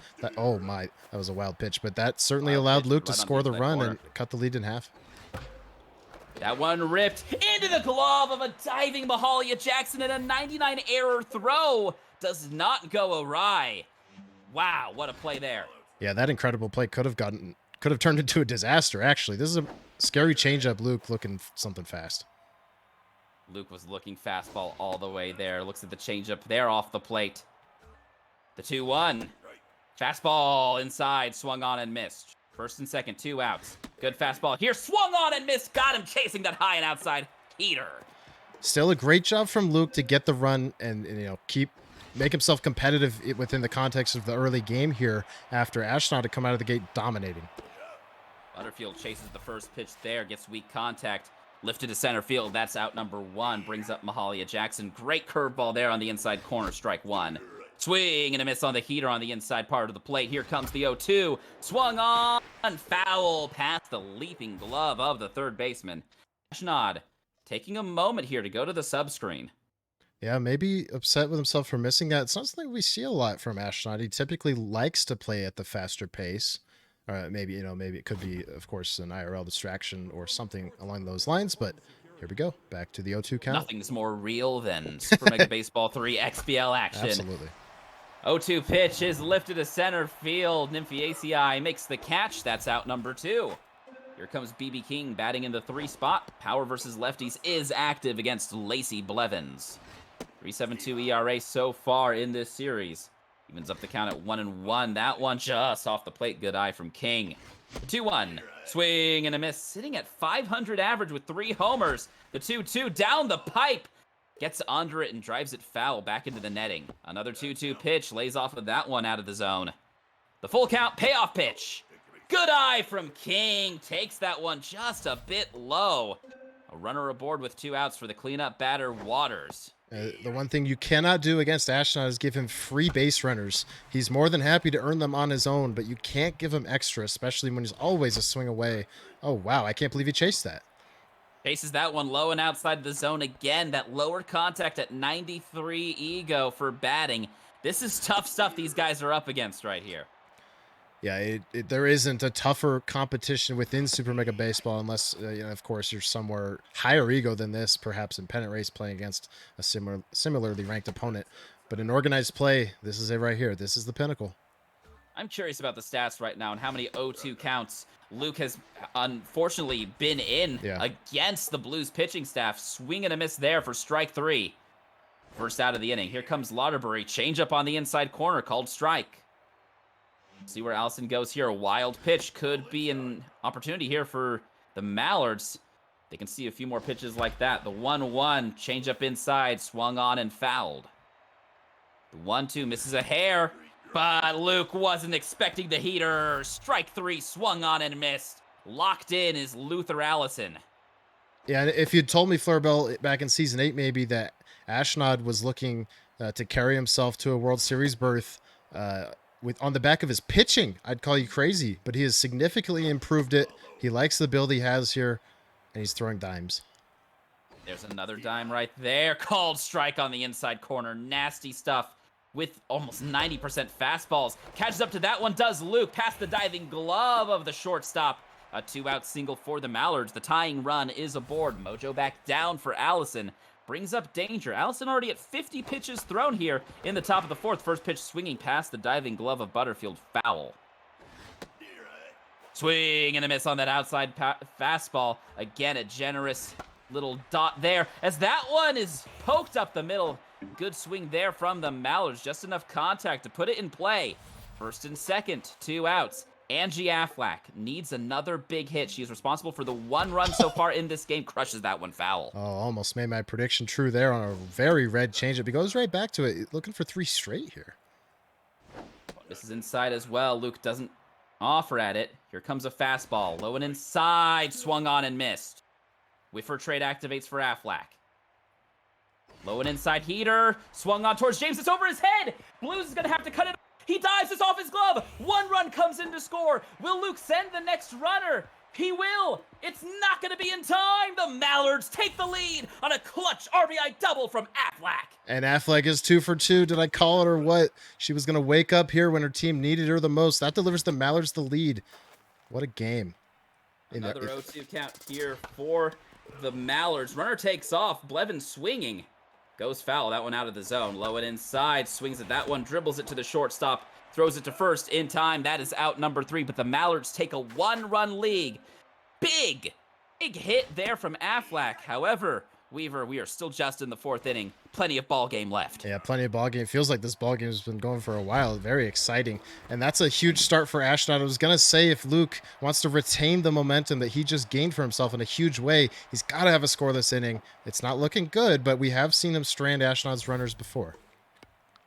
Ashnod's known for his coupons. Now Ashnod's runners are trying to get something done. That one up the middle. Padarinkas makes an excellent dive. Is able to get the out at first. Keeps the runner at third. What a play from that infield. That was an incredible dive. I thought that was way past him, but he's got a lot of fielding, a lot of speed. That needs to be caught. If he's going to hold the runner, he will not. So we're tied.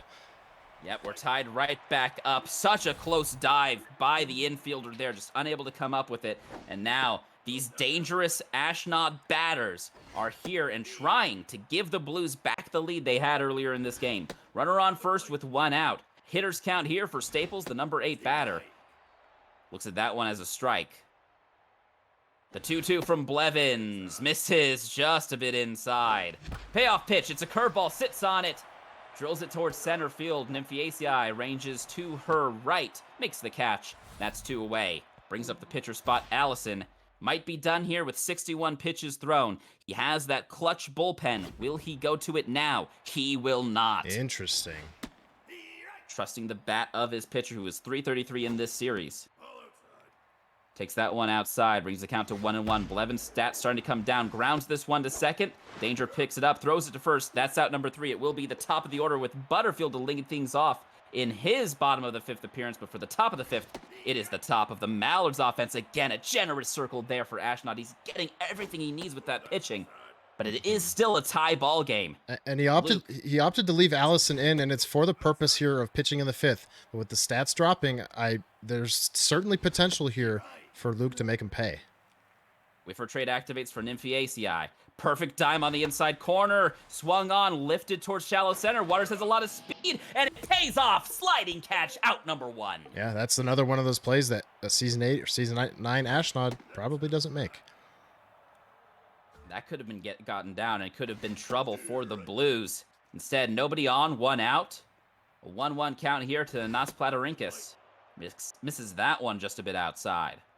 2-1, great fastball on the inside part of the plate, swung on and missed. Allison trying to get through this fifth.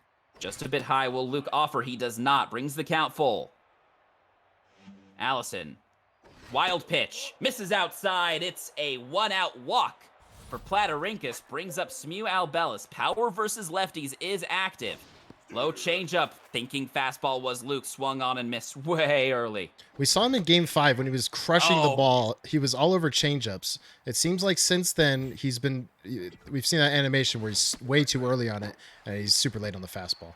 And he sees that first pitch changeup and thinks changeup, and that's when Ash can deliver those dimes on the corner as fastballs. But that one is crushed to right field. It's staying up. Waters with that speed is gonna get over there and make the catch for out number 3. And it is that min-maxing that Ashnod's coupon does with his team that allows him to make such incredible plays. Speaking of incredible plays, what a leaping effort from Daffy Danger there, as that one is crushed to center field. 2 pitches, 2 strongly hit balls, but 2 outs for the Blues here already in the bottom of the 5th. Yeah, it doesn't matter how you get him. An out is an out, and he got him on 2 pitches, which is going to help Lacey Blevins' case to stay in here if she can remain effective.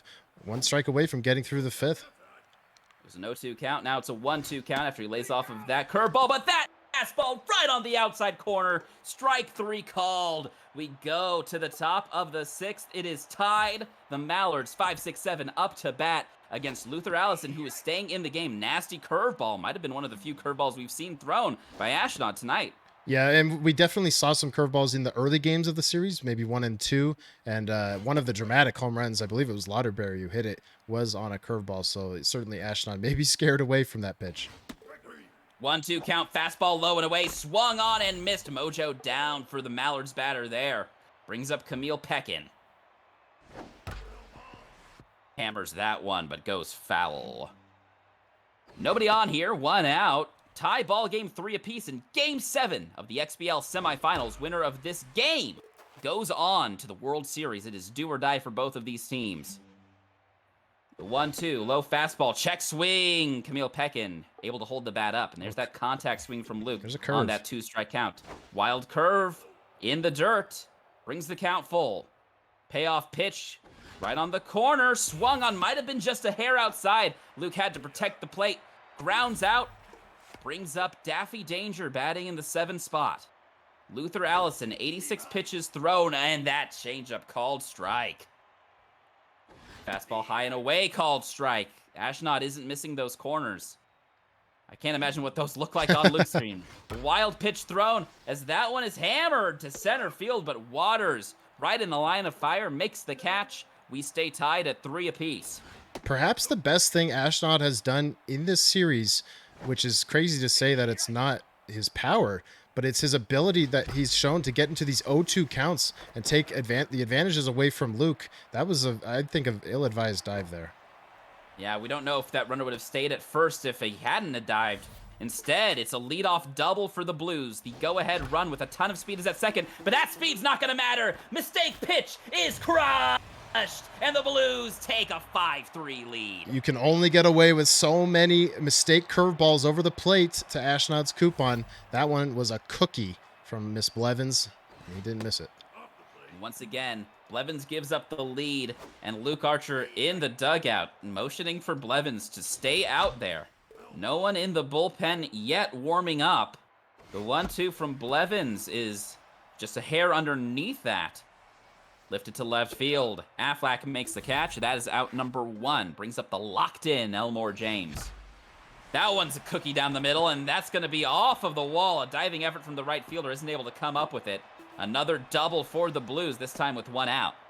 It's Game 7, Flurbell. Your season is on the line. I know you have a 2-bar pen, but you have to. You can't keep surrendering these extra base hits.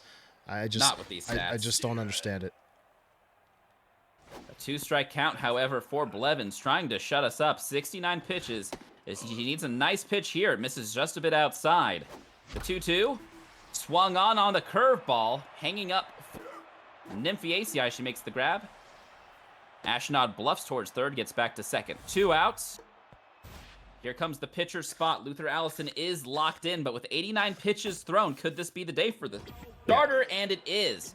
A good outing there for Luther Allison, trying to give his Blues the chance to go to the World Series. It is in the hand of the bullpen now. Magic Sam drills this one to center field right at Nymphy ACI, and that is out number 3. 8-9-1 batters due up here for the Mallards, and they will face off against the righty, Albertina Walker. Yeah, Walker into the game. Blevins probably going to come out on the next batter. Not the worst, you know, I mean, we're questioning the decisions, of course, but still a 2-run ball game, and all you can really do as a starter is give your team the chance to win. I think she's done that. It's up to the Mallards bats to climb back into this game with only 3 innings of regulation left. Oh, a fastball call on the inside corner. Nasty. The 2-2 whiffer trade activates. Check swing, just a bit outside. The payoff pitch to Affleck. Swung on and ripped into the glove of a leaping James. What a play from the infield. Yeah, I thought he mistimed that actually, but just gets enough height on the jump. He is locked in, so the fielding going to give him an extra inch perhaps. Excellent play there. Do it. Yeah. Oh, and a nasty changeup there on the outside corner. Fastball high and in to the pinch hitter. Check swing, called a ball. Katharina, the 1-2. Check swing, strike 3 called. Looked a bit low here from our angle, but the ump liked it. 2 outs, nobody on. Top of the order here for the Mallards. Running out of time, but still only a 2-run ball game. Walker trying to give the Blues this maintained lead. The 1-1. Called strike right there on the bottom part of the zone. Wild pitch could be anywhere. Falls outside. The 2-2 on the corner. Check swing, missed just a bit outside. Another full count. The payoff pitch from Walker. Wow. Misses outside. What an eye from Luke. Gets a runner aboard. Tying run at the plate. Platarinkis. Fastball. Called a strike on the low part of the plate. High and up, change up, misses. Evens up the count 1-1. A lot of speed on the bag at first. High and inside heater, misses. Luke trying to be as patient as he can. High and away heat. Oh my goodness, strike 2 called. The 2-2. Swings at that one, dribbles it to Staples, collects it, throws it to first, and that is out number 3. Just some filthy pitches coming from Ashnod. Luke unable to get anything started with it. And the Blues hold on to this 5-3 lead, and now Luke Archer going to the pen. Needs to find a way to keep this a 2-run ball game, have his bats wake back up to try and keep that World Series dream alive, Weaver. Yeah, it's a tough task, though. Oh, wow, we got a rare chase there. Greta Rubber has been knocked around in the series. Fleurball, did I just see 2 chases out of the zone? Back-to-back? It looked like it. I mean, that's Butterfield. He likes to swing often. He swings early. I mean, that's why he has such a high average. A lot of people on that leadoff batter throw pitches in the zone, and that's when Butterfield is itching to crush. And Ashnod just unable to do that with his leadoff man there. 1-2 to Jackson. Swung on and missed. It's back-to-back Ks for Greta Rubber. Maybe he can turn some momentum on the mound into momentum at the plate. It's been all Ashnod in this game, especially with his pitchers. Although Albertina Walker, I believe, when we last saw her, was starting to diminish. That one is crushed, but into the glove of Platarinkis. So a big 1-2-3 inning and a couple of strikeouts for the Mallards. But a tense Smuel Bellis to lead things off. Batting .469, crushes the first pitch changeup towards the left field wall. Blues with an amazing dive is able to keep Al Bellis at first. Luke will still take that, though. You got to get the base runners on. You have your cleanup hitter here in Gadwall, who's been good. That's a good start for Luke. Willie Dixon. Yeah. Here in the 8th inning. You saw just the stats of Walker starting to come down a bit. Gives up that first runner. And Ash says enough is enough. Goes to his next fresh arm out of the pen. Nobody out here. Runner on first. Mallards trail by 2. Swung on and fouled was the heater. Brings the count to 1-2. A dime on the corner. Misses just a bit outside. The 2-2 high and inside. That's a dime, but it's crushed up the middle. First and second for the Mallards with nobody out. That was a disgusting at-bat. The 1-2 pitch I thought was going to get called. It was just outside. And then like the strikes had been called. And then the 2-2 pitch was borderline perfect up and in. Luke turned on it. And now he's got a threat here, oh my lord. Center field, Waters at the wall. Mallards takes the lead on a 3-run shot by Chance Waterbury. The converted D- pitcher from the Platypi, one of the standard teams in Super Mega Baseball 3, has been given a star role on this Mallards franchise, and he hit it like a star there. Unbelievable. Oh, it's back-to-back, my lord! Back-to-back. It is! Willie Dixon gives up back-to-back jacks. Camille Peckin goes yard. 7-5. Luke and the Mallards have the lead here in the top of the 8th. Game 7. No way. There's no way. There's no way. Weaver? It's going to die at the wall right off of the Beans Knockout Coffee advert. And still nobody out here in the top of the 8th. The Blues went to Willie Dixon, and he is now rattled. All you got to do, guys, is go back to the VODs where me and Oxbox were calling this series, and we were talking about Willie Dixon. Has the same stats as his counterparts, but has been annihilated by Luke. You just can't explain some of these things. And he goes to the closer, Willie Big Eye Smith, after the damage is done, and Luke, no doubt, trying to keep this momentum going. A 3-1 here to Aflac. Swing and a miss on the low inside heat. Whiffer trade activates.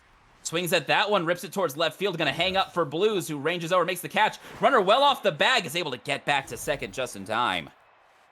What an incredible turn of events here. And I think I actually agree with leading Greta Rubber in here. He can only, in my opinion, only trust her and Muck Duck. Runner was taking off, but she swung at the ball anyway. Gets the runner over to third safely. Will be out at first on the ground out. Turns the lineup over for Nymphiaceae.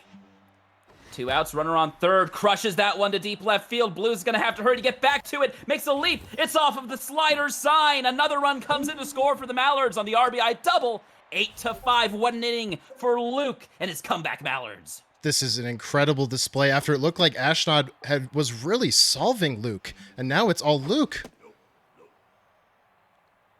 Ton of speed there on second base for Luke and the Mallards.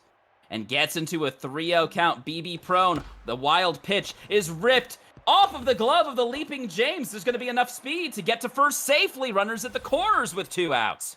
Flora, this isn't just going in Luke's favor. This is unraveling.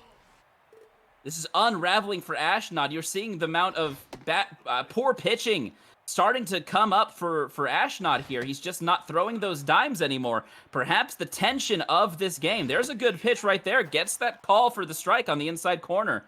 He's going to stick with the fastball here. Misses a bit high. Luke, patient. Even with all of the adrenaline going through a wild pitch. Crushes it up the middle. Another run will score with the runners taking off.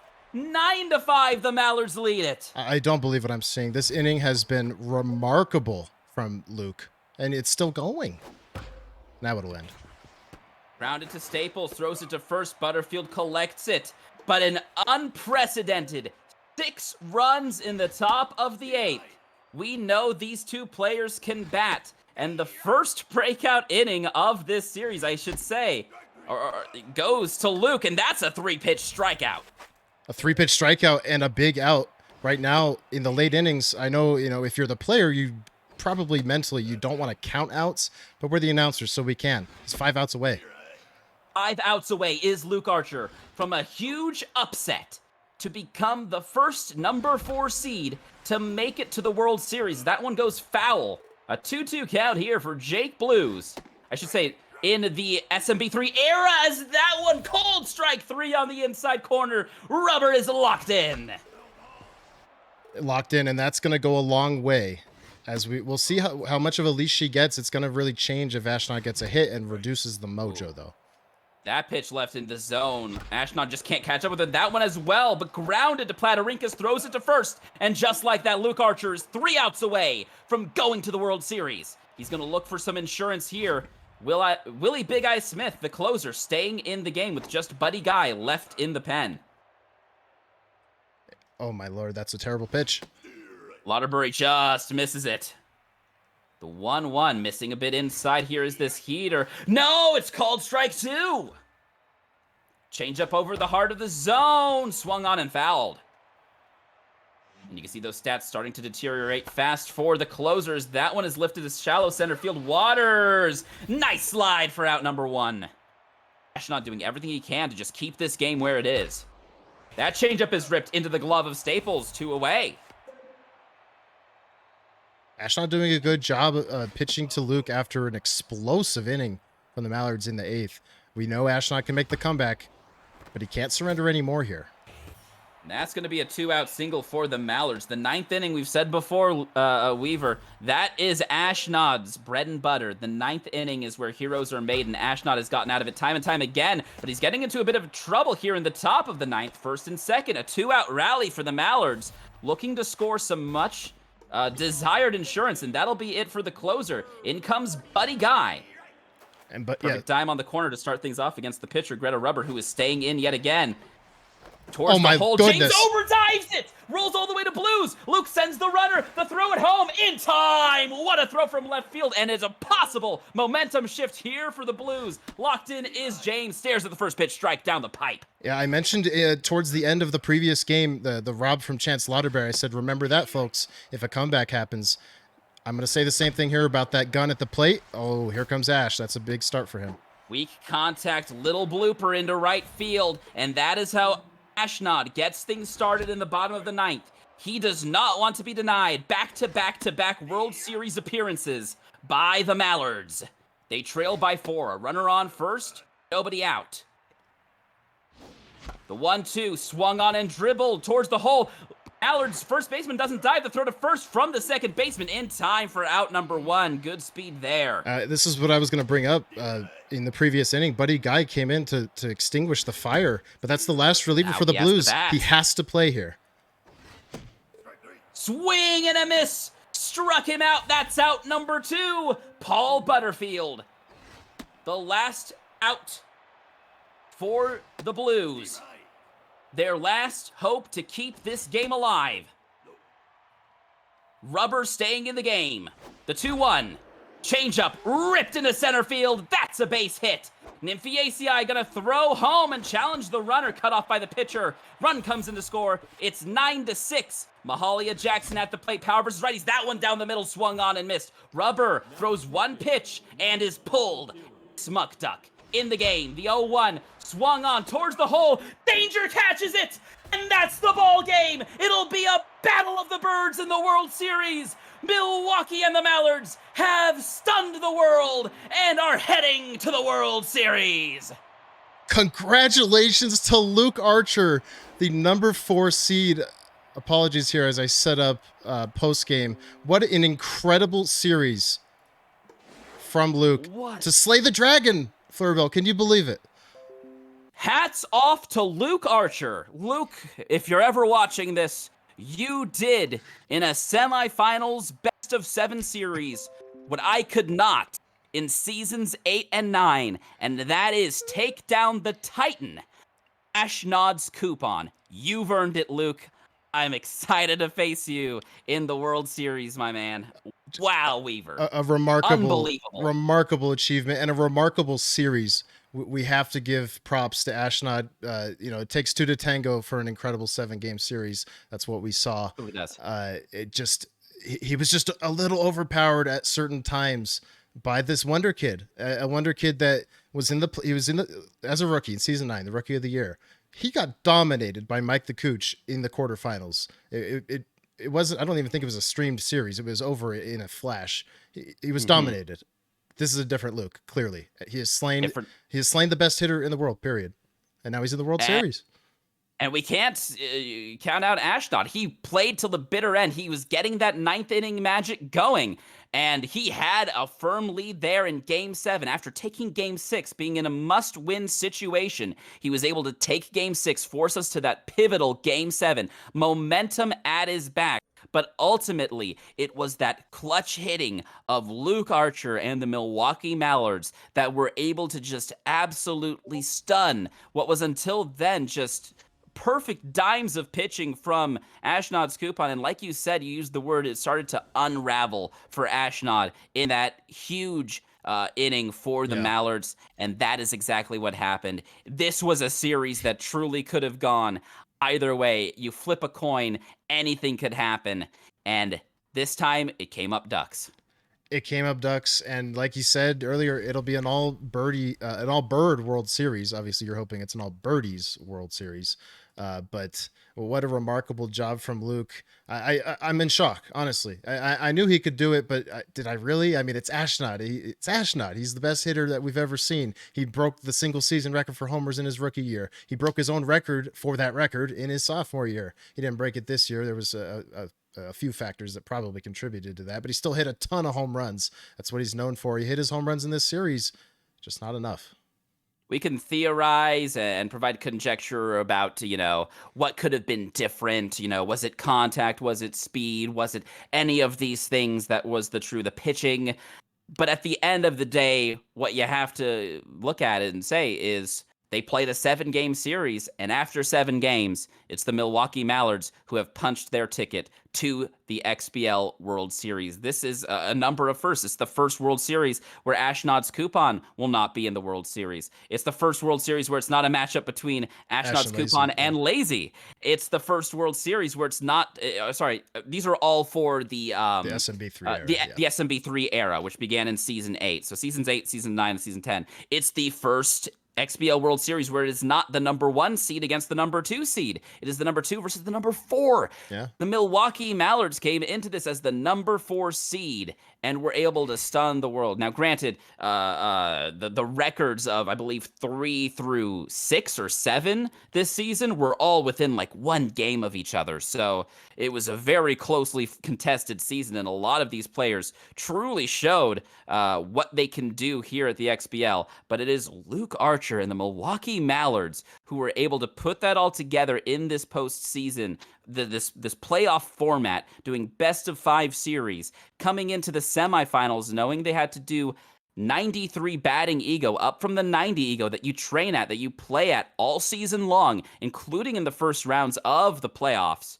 He's able to get to that 93, make it work, and just what an accomplishment from Luke Archer and those Milwaukee Mallards. And the outcome of the final games of that series, what an amazing series it was, had a significant effect on you, Floribel. You're waiting for the winner of the series, and if Ashnod had won it, you were going to be playing game 1 at Red Rock. Now you're going to be playing at home in Viejo, and Luke will be on the road. So it didn't even cross my mind. I gotta be honest. The implications were going to go either way, and it went to Luke, which now I guess in a way goes for you. But as someone pointed out in chat, I mean, what we just saw from Luke, I don't know if you could feel too comfortable for about. Not at all. Oh no. People might say, "Oh, well, you swept." Here's the fun fact I think Luke pointed out to me, which is in the XBL, he played seasons 9 and 10. I'm 4-0 against Luke. That is in the regular season. That is not with the cracked, hardwired Luke Archer that we just saw tonight. He is a completely different beast. And even when I play him in the regular season, I treat him like he is, one of the toughest competitors, because at the end of the day, he really is. He just showed it right now. That potential has blossomed into success and results for Luke, and I am terrified to face him in the World Series, but I mean, it was either facing Ashnod or facing someone who could beat Ashnod. An Ash Slayer. There's nothing. You can't win. Yeah. There's no win in that situation, right? Yeah.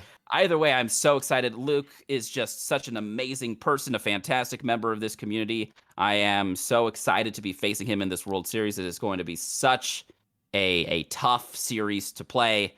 I'm excited, but I'm also nervous and anxious, and I can't wait to get over with it. But I'm sure it's going to be quite a big show, and I'm sure you and Dwayne or whoever will be casting those games, feel free to go ham on those calls. Yeah, we're certainly looking forward to it. I know everyone in chat is. I'm sure it's going to be an excellent all birds World Series. And when we do have information on scheduling for that, of course, in the Discord, that's where you'll find information about that. And before we end up leaving here, I do want to say a little PSA for the rest of the week. Every night this week, with the possible exception of Friday is TBD, we will have AAA semifinal action on this channel every night. Monday, Tuesday, Wednesday, Thursday. Friday, I think, is a bit of a coin flip. Stay TBD for that. We've got the semifinals between Phillies Rock and McDonut. That starts us off tomorrow night. And then on Tuesday, it will be the semifinal between Rainy 84 and Wishbone Rules. And then they will alternate each night. And we'll see how those wrap up as we hopefully see some series that can stack up to this one. But I don't know if that's even possible. I mean, we just witnessed greatness. We got 7 games, Weaver. My voice is going to take some time to recover Yeah. after that. Just wow, back and forth action coming down to the wire. You could never count either of those teams out in any of those games. I mean, Game 5 was the biggest degree of separation between the two, but still, you can never count out either of these No. guys. Yeah, And but both players are showing fantastic resilience. Shades of the MLB 2019 World Series. Both of these players won every game on the road. The home team did not win a single game in this series, unless I'm wow, grossly mistaken. I don't think I am. that But sounds right. yeah, that's kind of remarkable. You do not see that a lot. Who knows what's going to happen in the World Series? I cannot wait. I know you just Well, said you can't either, but I know I can't. I hope that I hope that what happened here with the away team always winning doesn't happen in in the World Series, but we will have to wait and see Yeah. for that, and we'll figure out when we will get the World Series broadcasted to you as well for the XBL, Yeah. assuming that will happen sometime after the conclusion of the AAA semifinals that will be occurring throughout the week. Yeah, likely the focus now will shift, at least for the weekdays, to these semifinal games. We're going to knock them out. We'll have them here on the channel. We'll see what booth combinations we can get for you throughout the week. So stay tuned for those. The AAA semifinals last season were miraculous. The first ever 7-game series that we've broadcast on the channel, aka in the SMB3 era. The first ever 7-game series was last season in the AAA Pizza Volcano and Phillies Rock Classic Series. And Classic. Phillies Rock again in the Final Four. Will his series be a classic? Will it be the Wishbone Rainey series? Will it be both? Will it be none? I don't know. We'll see. It's going to be an exciting I'm week. really looking forward to Yeah. that Phillies Rock McDonut Yeah. series. That's going to be a huge series between two absolute powerhouses. You don't want to miss that one, and you absolutely don't want to miss the other semifinals matchup between Wishbone and Rainey. No, you certainly do not. So stay tuned to the Discord. If you're not in the Discord, if you're new here or new around the Twitch, of course, follow the Twitch so you can see when we're online. But the Discord is where our community at large is housed. That's where more forward announcements about scheduling for this stuff is posted. So you can just scroll down, click the link. We'd be happy to have you. Yeah, come on in and join our Discord. Thank you all so much for watching tonight's broadcast of the XBL. What a semifinals series. The World Series stage is set for the XBL, but like Weaver said, we will have tons of semifinals action coming to you throughout the week. Make sure you're followed to the channel and you get that notification when we go live with playoff action. Weaver, thank you so much for being in the booth with me tonight on Color. It was a pleasure. Thanks for having me to do play-by-play. It was totally enjoyable. I will not be able to do play-by-play for the World Series, obviously. Although it would be something, wouldn't it? Yes, it would. But yes. it was what a night, and thank you all for watching. Thank you all for being here, and stay safe and healthy out there, everybody. Thank you so much, everyone. And yes, Flurbill, thank you for joining me here on this Sunday night. It's only in the playoffs do we have these 3-game sessions, which are, just a little bit harder to cast than the 2-game sessions. You need a little more stamina, but usually worth it. And it was worth it tonight. So thank you again. Thank you all for watching, and we'll see you tomorrow night. Take care. Have a good night, everybody.